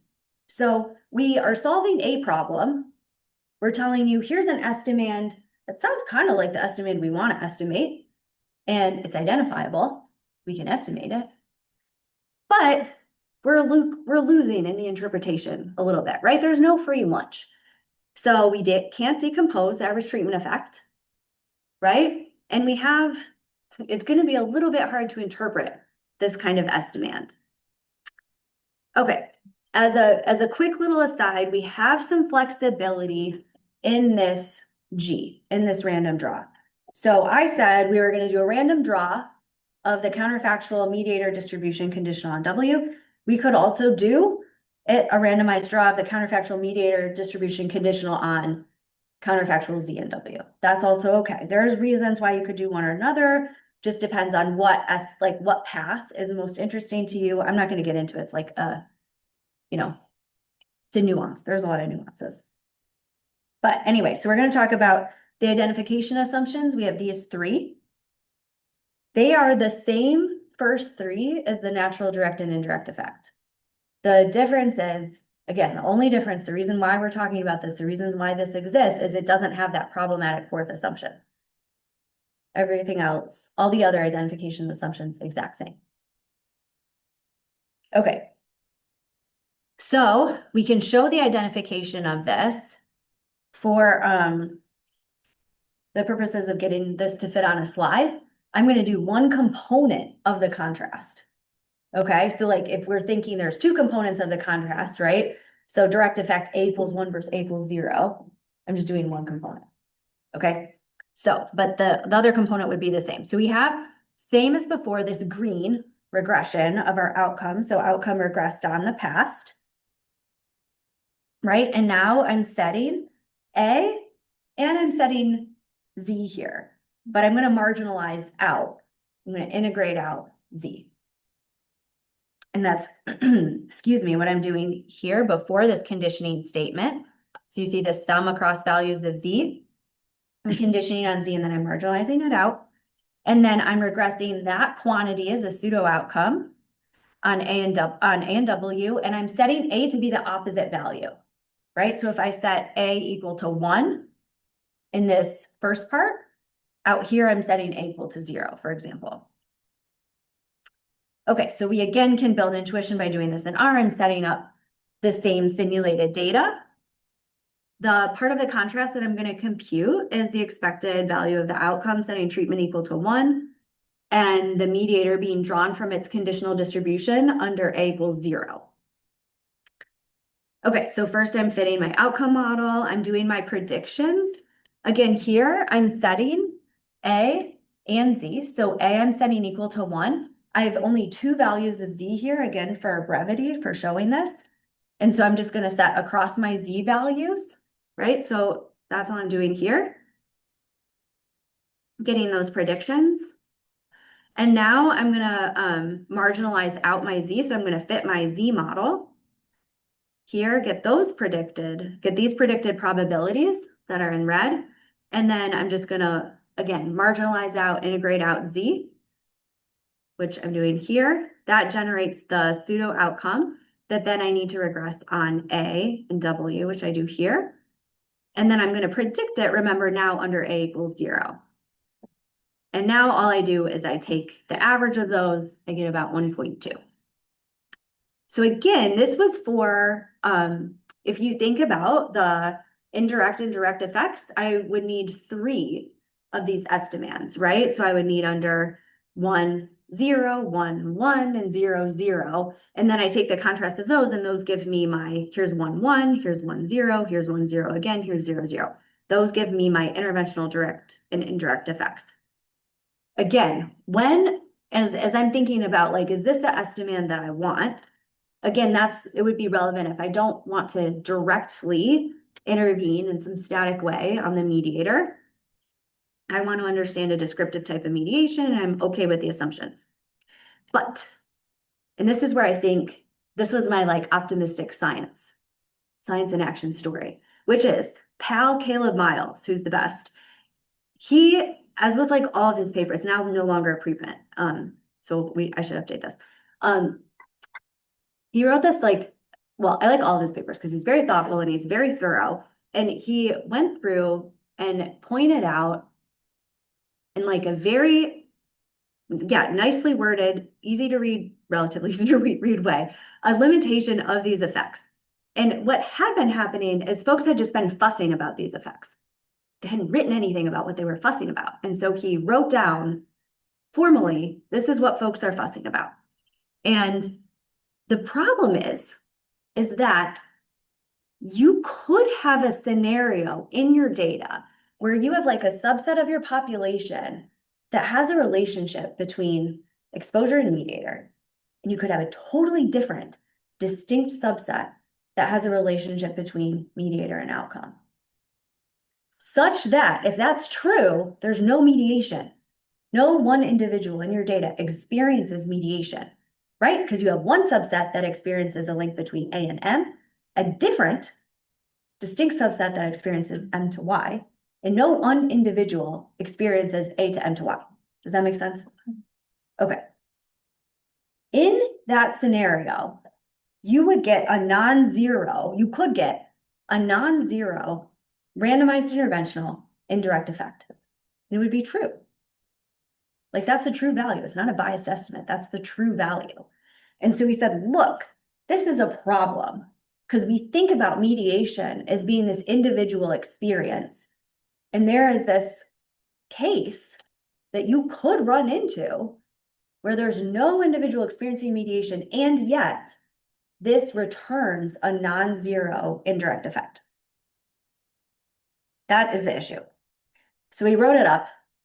And then other pal, and this is like kind of nice because we're all in New York and we have like dinner together and hang out and it's very nice. And so Yvonne like we read this and Yvonne was like, oh, I have an idea for how to fix it. Right? Isn't that so beautiful? And this was like coming out of COVID, which was like, especially in New York, I feel like people were especially like, you know, in their own little bubbles. And this was like science coming together and like, anyway, it's very nice. So Yvonne's idea is this one. And I'm going to talk about next. This one is it's a little bit much.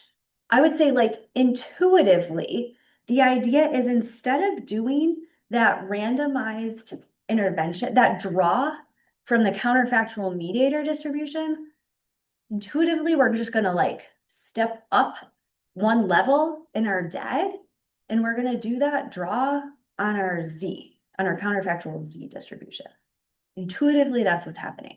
Weirdly, it fixes the problem, which is very cool. Like now we don't have this problem of we can have a non-zero indirect effect with actually nobody experiencing mediation. So like that was very cool. It did not help the interpretational challenges at all, but it did help that one issue, which was maybe the most significant issue. Okay, so we're gonna go through it, but it's, I mean, like I said, this is not critical. Nobody does this yet. But you can think about our DAG that we had before, right? Where we have A, Z, M, Y. You can think about having 4 paths in that DAG. You have a path that goes from A to Y directly, not through Z, not through M. You have a path that goes A to Z to Y, not through M. You have a path that goes A to Z to M to Y. And you have a path that goes A to M to Y. So typically, if we were to just think to ourselves, indirect effect, we would think, I want path 3 plus path 4, right? Those are the 2 paths that operate through M. If you were to think to yourself, I want the direct effect, we would typically think, I want path 1 plus path 2. Okay, and he's just, here Ivana is just putting down, these are the nested counterfactuals. We're gonna like, anyway. And the whole thing is confusing, but he's gonna make these, he's gonna just make these nested counterfactuals. He's gonna label them in this way, which I don't know, they're probably not that helpful. Now, we've talked about when he's calling a recanting witness. I think that's like language that has been used throughout for a long time. Again, what we're doing here, we're going to focus on the 2 paths that are problematic are the paths that involve Z. So path 2 and path 3. So I'm just going to go down here and say like the upshot here is what we're doing is we're replacing that G, that randomized draw from M, with we're saying, what if we have a counterfactual M where it's under, you know, in this case, A equals 1, and then we're taking a randomized draw from Z under A equals 1.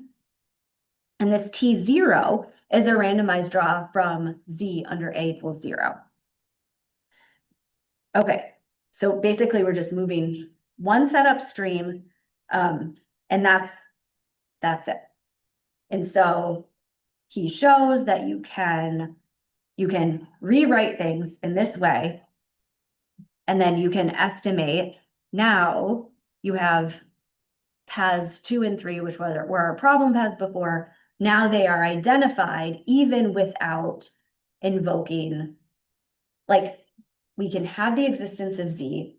These paths are identified, and we no longer have any instance where we could have a non-zero indirect effect. Again, the indirect effect being the sum of P3 and P4 that is non-zero, whereas nobody experiences mediation.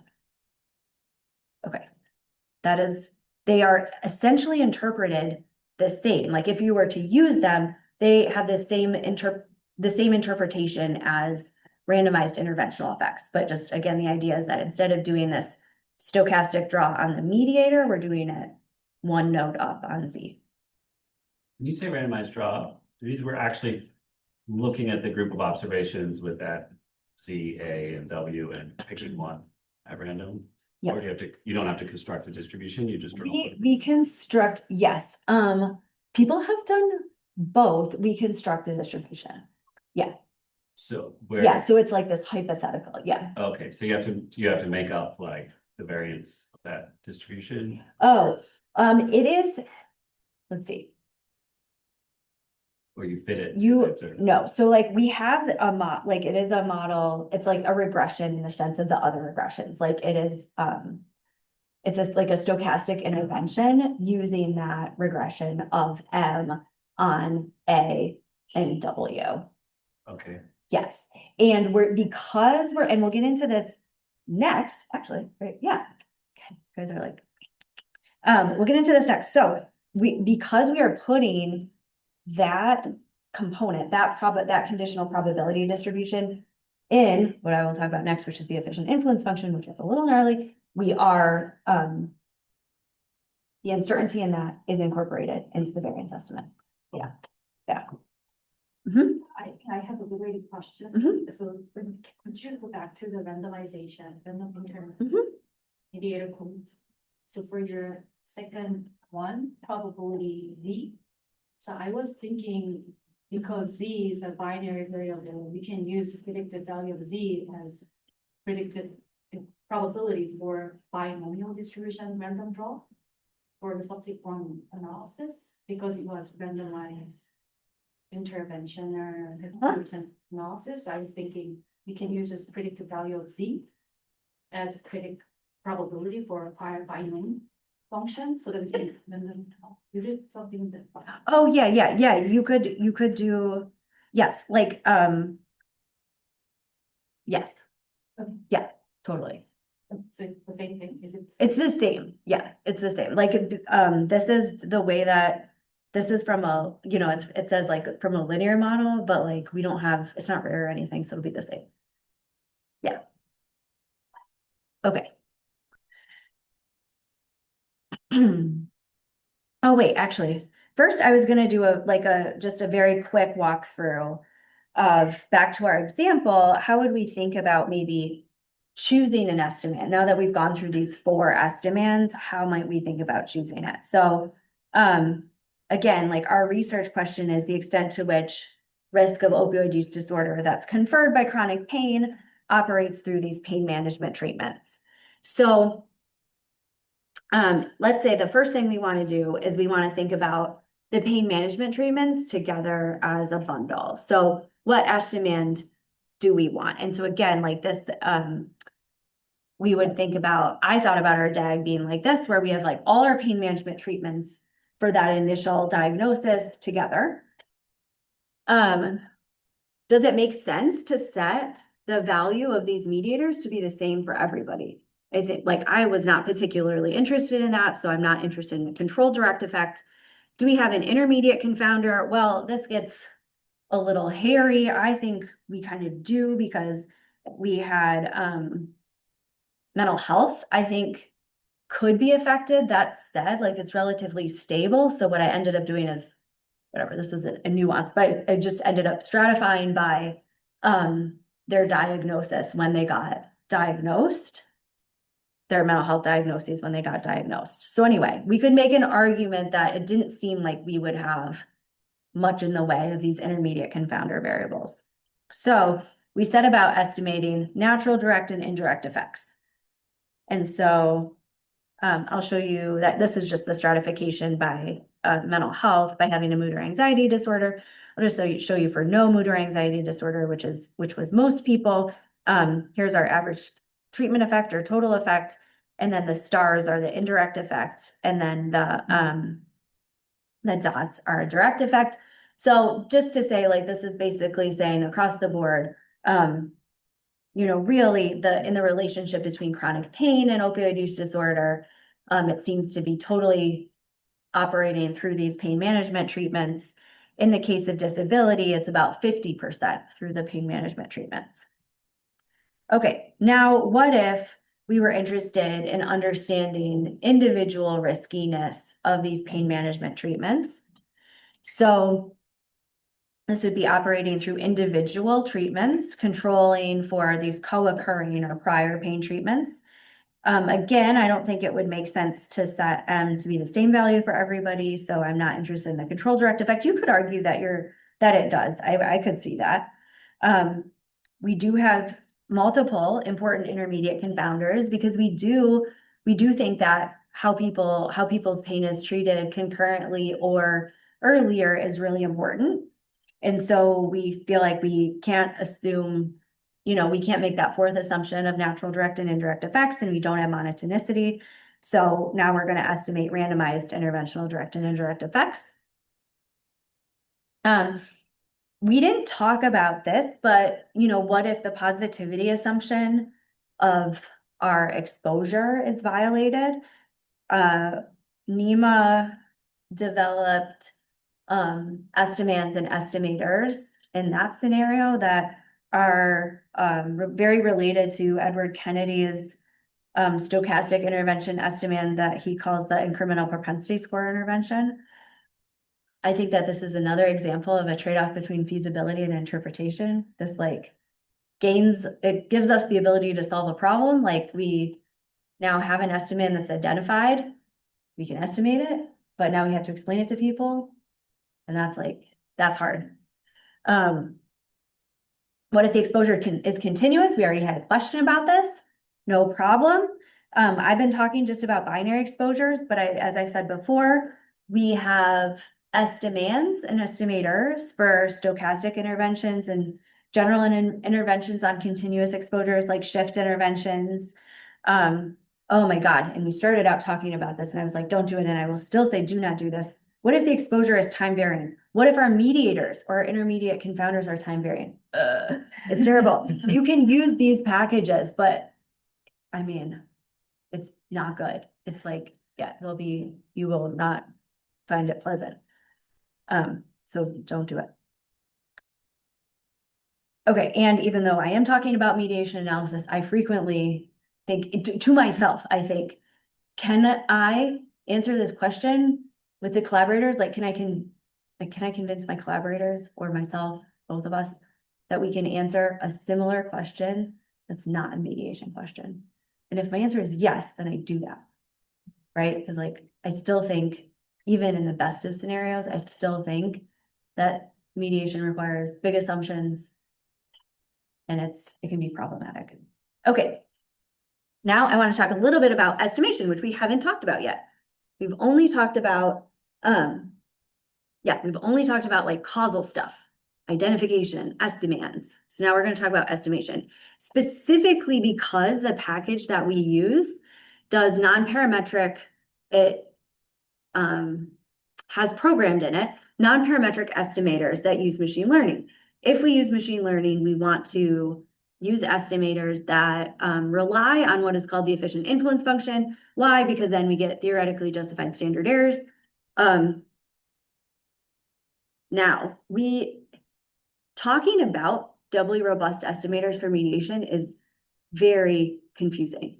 And it's a lot of notation So I don't want to do that. What you can do, if you want to see it, it's in this part here, it's in number 6, chapter 6. What I'm going to do is I'm just going to give an overview for the average treatment effect, just to build intuition. That's all. Okay, so again, we're just going to talk about average treatment effect just to build intuition for what's going on under the hood. But let me know, of course, like as always, stop me if you have questions. Okay, so first we're going to talk about, well, I guess okay. First, we're going to talk about just this simple component of the average treatment effect. So like, here's one component, right, of the average treatment effect contrast. So the expected value of the outcome under treatment is set to 1. And we can identify it with this as the statistical estimand, right? And so how do we estimate that statistical estimand? One option is G computation estimator. Can you give me a thumbs up if you've heard of this? Few thumbs. Done it. Okay. Maybe it's an epi thing to do this. And this is just regression. That's all this is just outcome regression, right? So we're fitting a regression of Y on A and W. We're using that regression to predict out the outcome. If everybody's A is set equal to 1, we're taking the mean of those predictions. That is all it is. It sounds scary, but it is. We already do it all the time. So we can write out this estimator just like this. That's it. So here's our predictions right from this regression, and then we're just taking the mean. Okay. What it does require is that this regression is correctly specified. And again, if we want to use machine learning, we're doing G computation. We don't have like any general theory for computing those standard errors or confidence intervals. This is something that I don't know how widely appreciated this is. In epi and applied epi, I would say this is not that widely appreciated. Option 2 is to do inverse probability weighted estimator. Can you give me a thumbs up if you've heard of this? Oh, everybody knows about this. Amazing. Okay. So here we're not fitting our outcome regression, right? We're fitting our treatment regression. So we fit a regression of A on W. We're using that regression. We predict the probability that we got treatment equals to 1. We turn that into weights, right? Our inverse probability weights. So A over the probability that A equals 1. And then, we're recognizing that this weight is going to be 0 for the untreated units, and then the inverse of the probability of treatment for the treated units. And then we're going to compute the weighted average of that outcome using those weights. So here are the weights that I just calculated. Here's my outcome. Here's the weighted average. Also, it requires that my model for the propensity score is correctly specified. Again, if we use machine learning, we do not have a general theory for computing these standard errors and confidence intervals. So option 3, augmented inverse probability weighted estimator. You give me thumbs up if you've heard of this. A few. Okay, this is called a doubly robust estimator, and it's just a combination of what we just talked about. It's just a combination of our outcome model and our treatment model, right? And this estimator can be thought of as a corrected estimator. That's why it's been given the name augmented, I guess. And we can think about it in 2 ways. And I think about it in terms of what estimator are we starting with? So we can think about, well, like, what if we started with the inverse probability of treatment weighted estimator, right? We just saw this. This is this, right? And then we worry because, right, we're in this field because we're worried about getting the wrong answer. I'm worried all the time. So I'm worried that this is wrong. This estimate is wrong. So I want to correct it. I want to see, can I make this estimate a little bit better because I think I might be wrong, right? I don't know the right model. So here's our correction term that you can think about. If you look at the square brackets, here's my treatment minus my probability of treatment. So this might tell me, how wrong am I, right? What's in the square bracket? I might be right. I may know everything. So maybe this is 0. In that case, it's not going to really be relying on my outcome model at all. I don't need it. I got my treatment model right. I don't need it. I don't need to correct it. So this will go to 0. But the more wrong I am, right? Like it's gonna maybe draw more heavily. You can intuitively think about it like that. Like now I'm gonna have, I'm gonna be using this outcome model. Okay. These two equations are the same. You can show yourself that they equal each other. It takes some algebra, but you can show yourself they are equal. They are the same. So you can alternatively think about for AIPTW, the estimator that I'm starting with is the G computation estimator, right? It's just this. We already did this. My outcome model, my predictions for my outcome model, right? With the average. That's it. That's where I'm starting from. I'm worried that it's wrong. So I'm going to add a correction term. Here's my correction term. Here's again in the square brackets, how bad is my outcome model, right? And then I'm like letting my treatment model help correct intuitively again. Okay. This estimator, this AIPTW estimator has some nice features. So it's robust to misspecification of some models. Now, this again is just the simple average treatment effect without censoring. So we only have two models here, simplest possible case. If we either get the treatment model right or the outcome model right, then our estimator should be consistent, like unbiased. Okay. The other nice thing is it is distributed as a normal random variable with increasing sample size. That is lovely because it allows us to compute confidence intervals and do hypothesis tests. Because we can say, this thing, as my sample size grows, distributed like a normal random variable. It also allows us to use machine learning to estimate these models. So in this case, I only need to estimate two models, treatment model, outcome model. Oh my God, but for mediation, what do I need to estimate? Treatment model. If I'm doing this, right? If I'm doing like APTW or similar, you'll see in section 6, treatment model, Z model, M model, Y model. Holy Moses. It's a lot of models, right?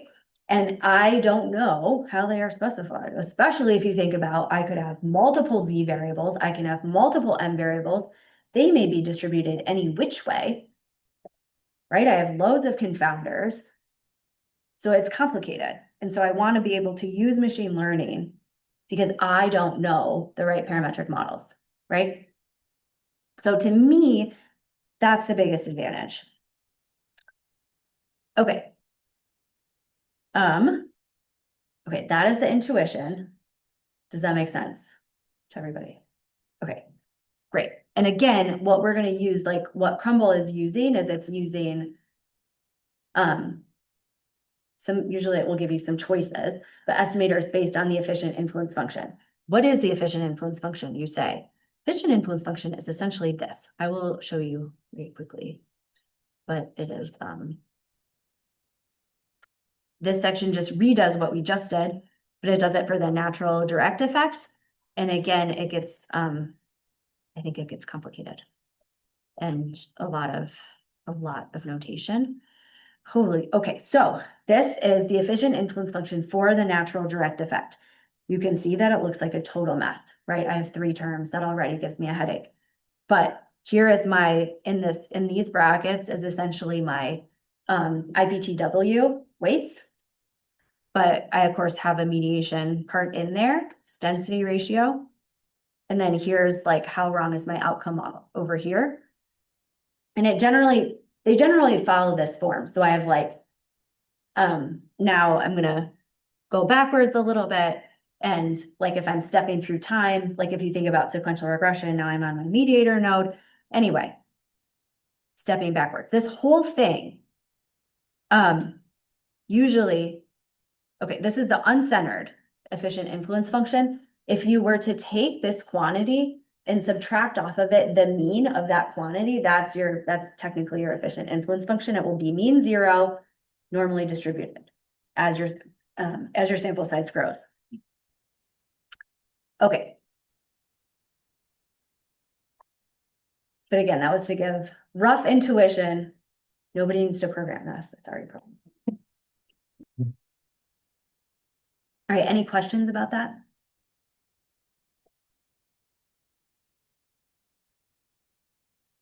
Just a super quick question. Yeah. About the longitudinal. So when you're saying you don't do it, you mean don't do it with R, or do you mean don't do it conceptually? Don't do it, period.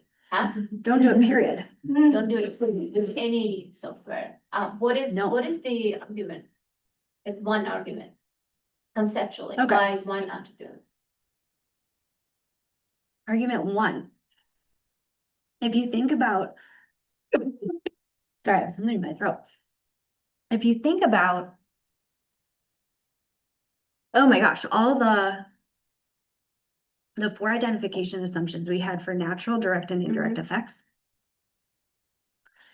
You have to think about them holding over time. Also, when you have repeated measures, you almost always, I can't think of a situation where that wouldn't result in intermediate confounders. Like confounders affected by treatment because you have this longitudinal setup. So, and that was really like, I think, I don't know, but I imagine that was the impetus for Tyler and Eric to think about randomized interventional direct and indirect effects in the first place, because their paper about it, well, one of their early papers about it, it wasn't the first one, but it was very early on, was in the longitudinal setting.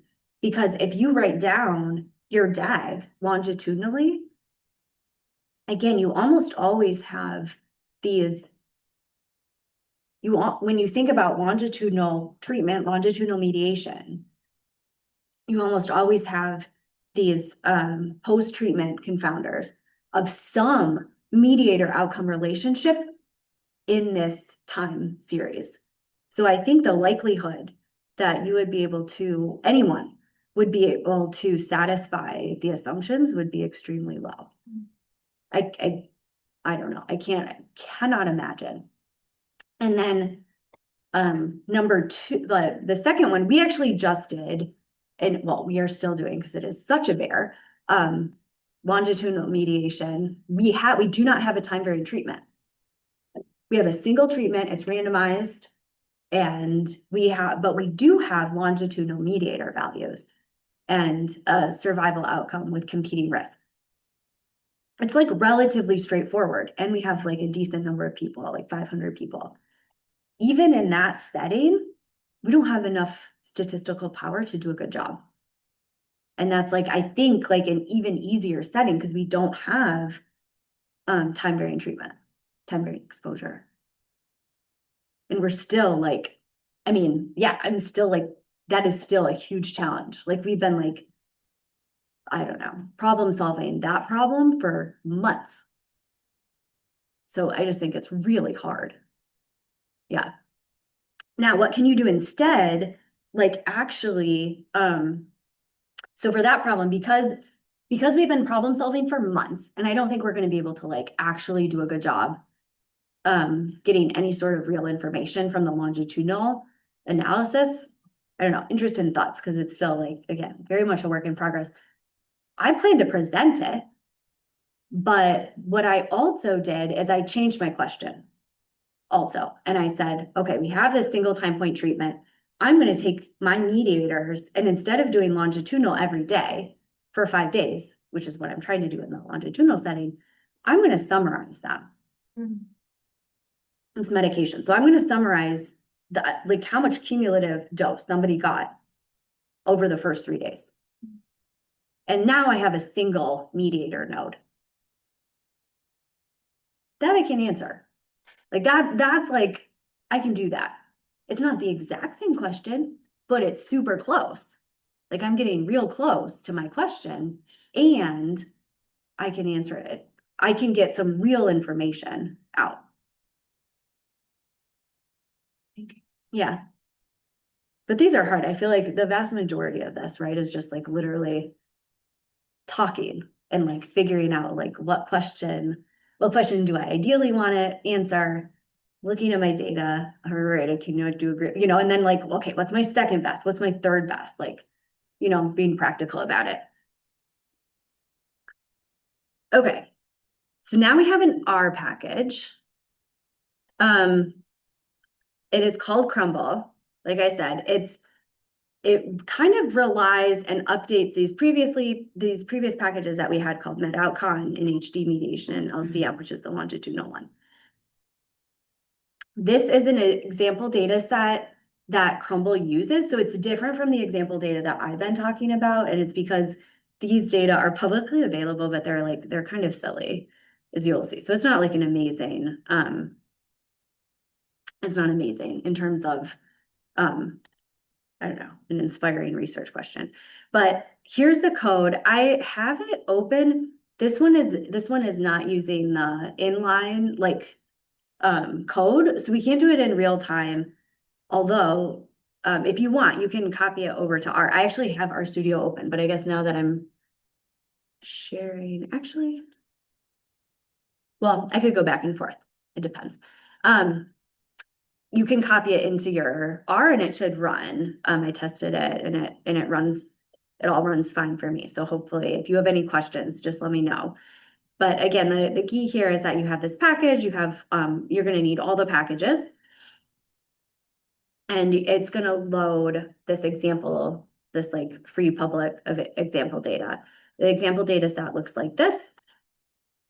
Here's the just documentation about it. So what we're going to look at is we're going to call sports, participating in a sports team, our exposure.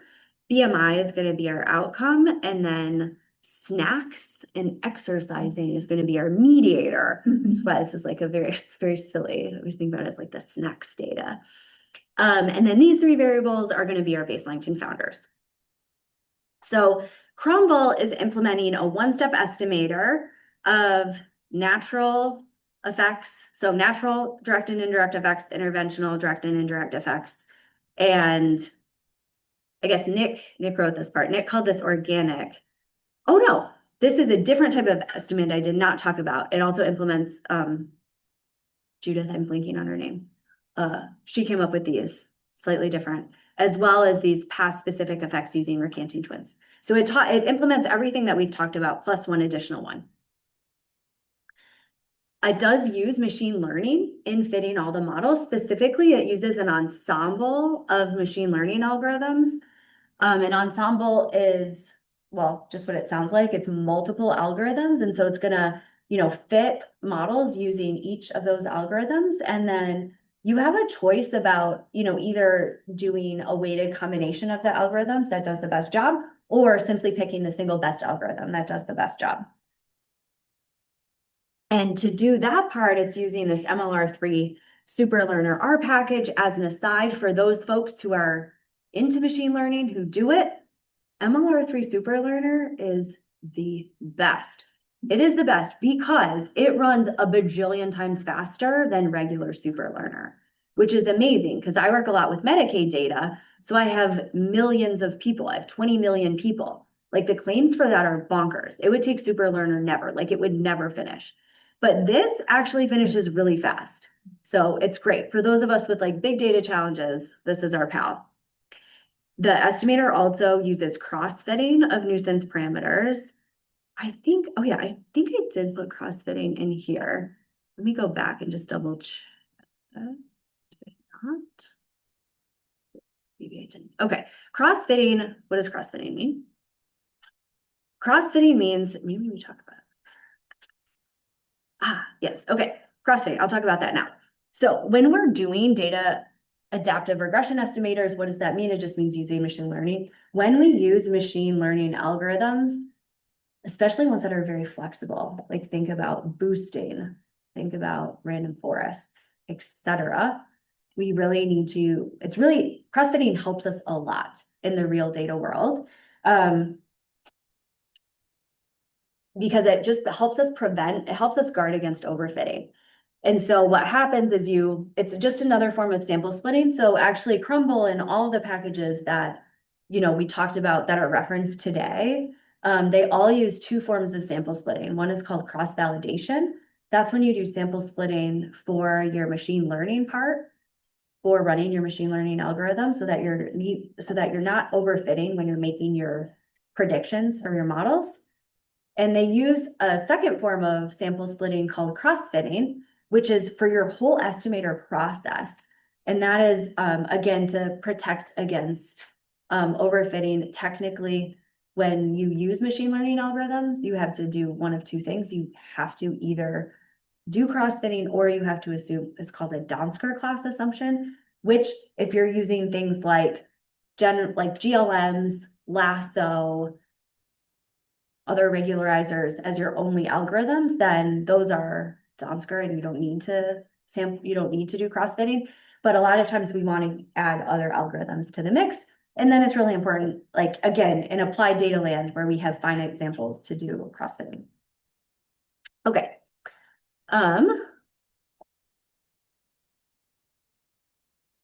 Okay, so I talked about this.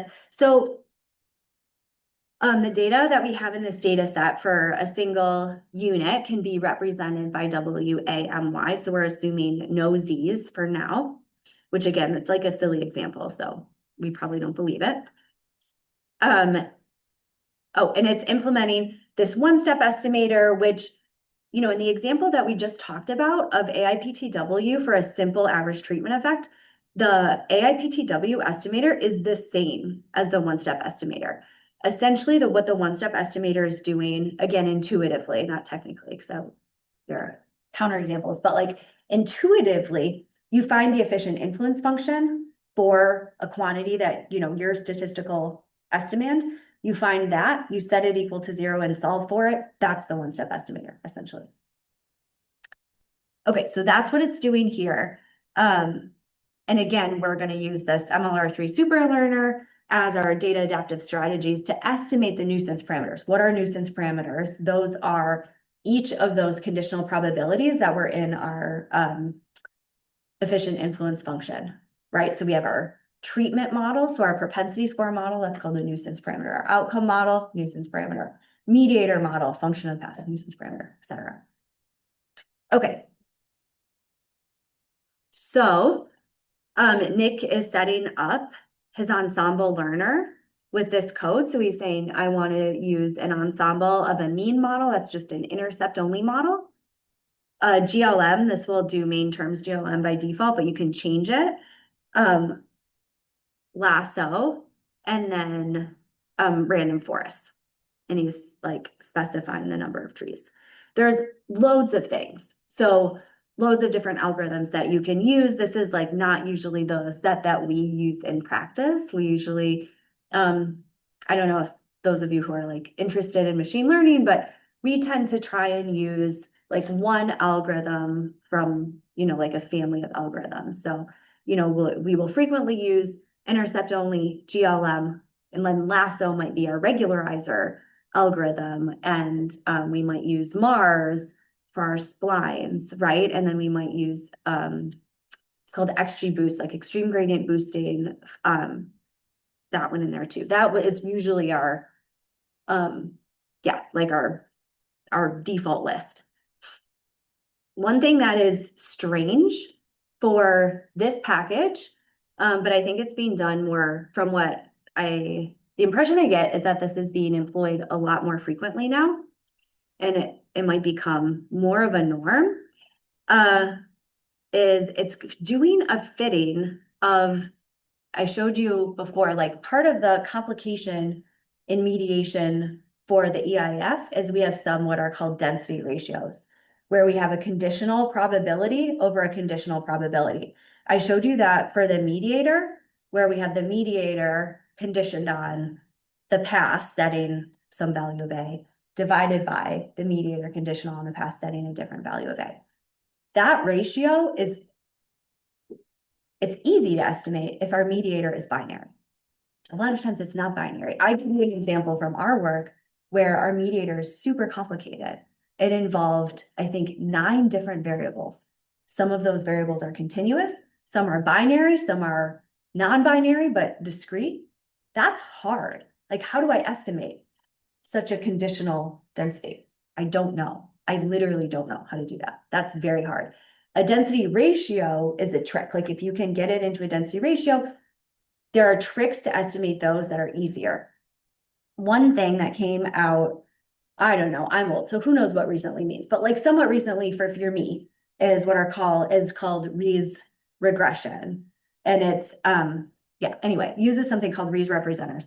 I'm not gonna get into that. This just goes through how you can show yourself that basically the inverse probability of treatment weights, that contrast is a Rees representer for the ATE.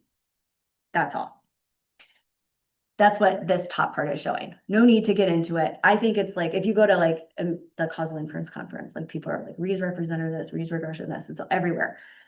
Anyway, it's why does this exist? It exists because this makes the problem of estimating hard densities easier.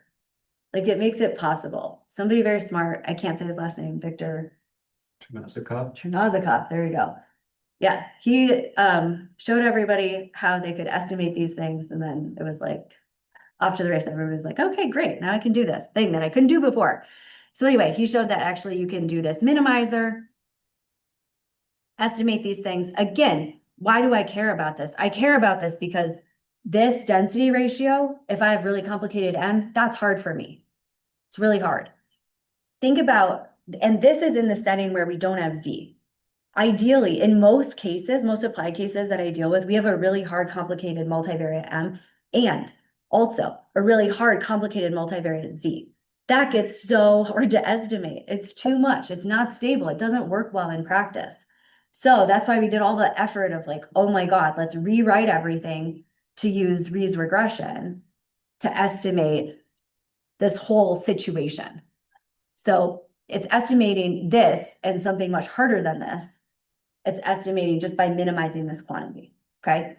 Now, that actually, you don't have to know any of this, but I say this to say there is one thing that's like a little bit hard for the person implementing this, which is you actually have to, that's why you need this package called Torch. You have to use deep learning, which I'm not a computer science person. I don't know anything about deep learning. You have to use it because you have to use it to do this thing. So we give you code to do it here. If you are like a computer science whiz, you probably know how you want to edit this code to make it better. Amazing, go for it. But this is all abstracted away from the user. But if you are so inclined, you can actually go in and optimize this for your problem. Okay. So let's see. So to start, we're going to use Crumble to estimate natural, direct, and indirect effects, which you remember we define like this. We're going to use this same ensemble that I showed you above. So this ensemble of intercept only, main terms GLM, lasso, and random forest. And then we're going to use this deep learning algorithm that, again, we defined up here to estimate the density ratios. I don't know, in case people care, in practice, in my experience, we want to be less, if we're like very flexible with this deep learning, it doesn't go well. So we want to be less flexible. Again, my experience in practice, and even in claims data where we're not so constrained in finite sample land. Okay. Crumble, we did not talk about, I alluded to the fact that we can have non-binary treatments. We didn't talk about those. Crumble is built to be flexible enough to incorporate continuous treatments. So because of that, it's going to be, we're actually going to have to do a little bit of work and define functions for the treatment assignment. So it's a little bit of work, but again, it allows us to use continuous treatments because we can do shifts or something. So within that, we'll just do two just binary treatments. So we're going to say D0 is a function where it's like weird because the data is like backwards. We should just change it. just backwards from what you think. So D0 is actually setting it to return ones because that equals no participation. And D1 is set to always return 0 because that equals participation. So that's all that this does here, is we're just defining these functions just to return these static interventions, which is what we want. And so we call it, so here's our function, we're just telling it, here's the name of our data frame. This is the variable name for our treatment. This is the variable name for our outcome. Our covariates are called these things. Again, these are our baseline covariates. They are not our intermediate, right? Not our post-treatment covariates, just our baseline. Our mediators are these two variables. The effect, N, just means give us the natural direct and indirect effects. We defined ensemble above. That defined our super learner ensemble. We defined our deep learning algorithm that we're using for that REES part, that REES regression above. This says just use that thing that we defined above. You can mess with this or you cannot mess with this. It doesn't matter. But this is just showing you like the default. It runs and it outputs. This is again the natural direct effect, the natural indirect effect. So estimates, point estimate, standard error, and confidence intervals for both of those. The average treatment effect, which again is in this case, because it's the natural direct, and indirect effect, it's those two added together. Now, we may also say, like, what if we have some Z variables? So we might want to estimate actually interventional direct and indirect effects. So recall they're defined like this, where we're just, we're using those G's, those random stochastic draws from the conditional mediator distribution instead of our conditional mediators, or instead of our counterfactual mediators. So here we're going to consider snacks as our intermediate confounder. And then our remaining mediator is still our mediator, which is exercise. And here, the only thing that's different is, again, here's our mediator or mock mediator outcome confounder. It's really our mediator outcome confounder potentially affected by treatment, right? That's like the important part. Snacks. And then our effect, RI, is for randomized interventional. So that's going to give us our randomized interventional estimate. Everything else is the same. We go through it, we get very similar randomized direct effect, and we can go up here. Right, so like, it's pretty similar, right? This is pretty close to 0. This is pretty close to -1. Randomized is, similar. So pretty close to -1, 0. But like I said, you could also not specify anything and it will give you all of those. It'll just give you this output of all the different types of effects, including the past, those past specific effects based on recanting twins that we talked about. That was last. As part of that, it also gives you as output what is kind of like it's a test of the null hypothesis that there are no Z variables.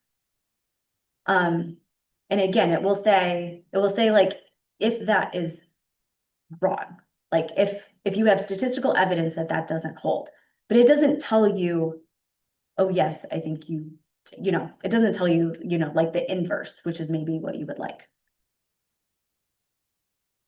Okay, questions? That is all I had. Okay.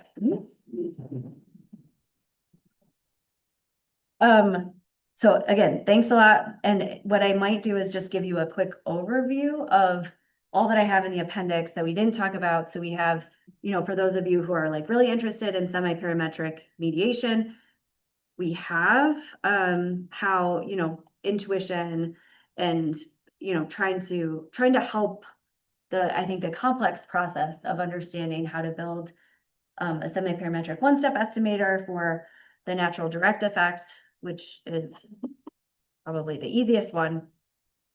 And then we have a bunch of additional topics of interest. So we have, again, like this is not so relevant anymore because Crumble exists thanks to Nick. But again, sometimes folks are like, well, what types of variables can this include? Can this accommodate? So again, Crumble can accommodate any type of treatment variable.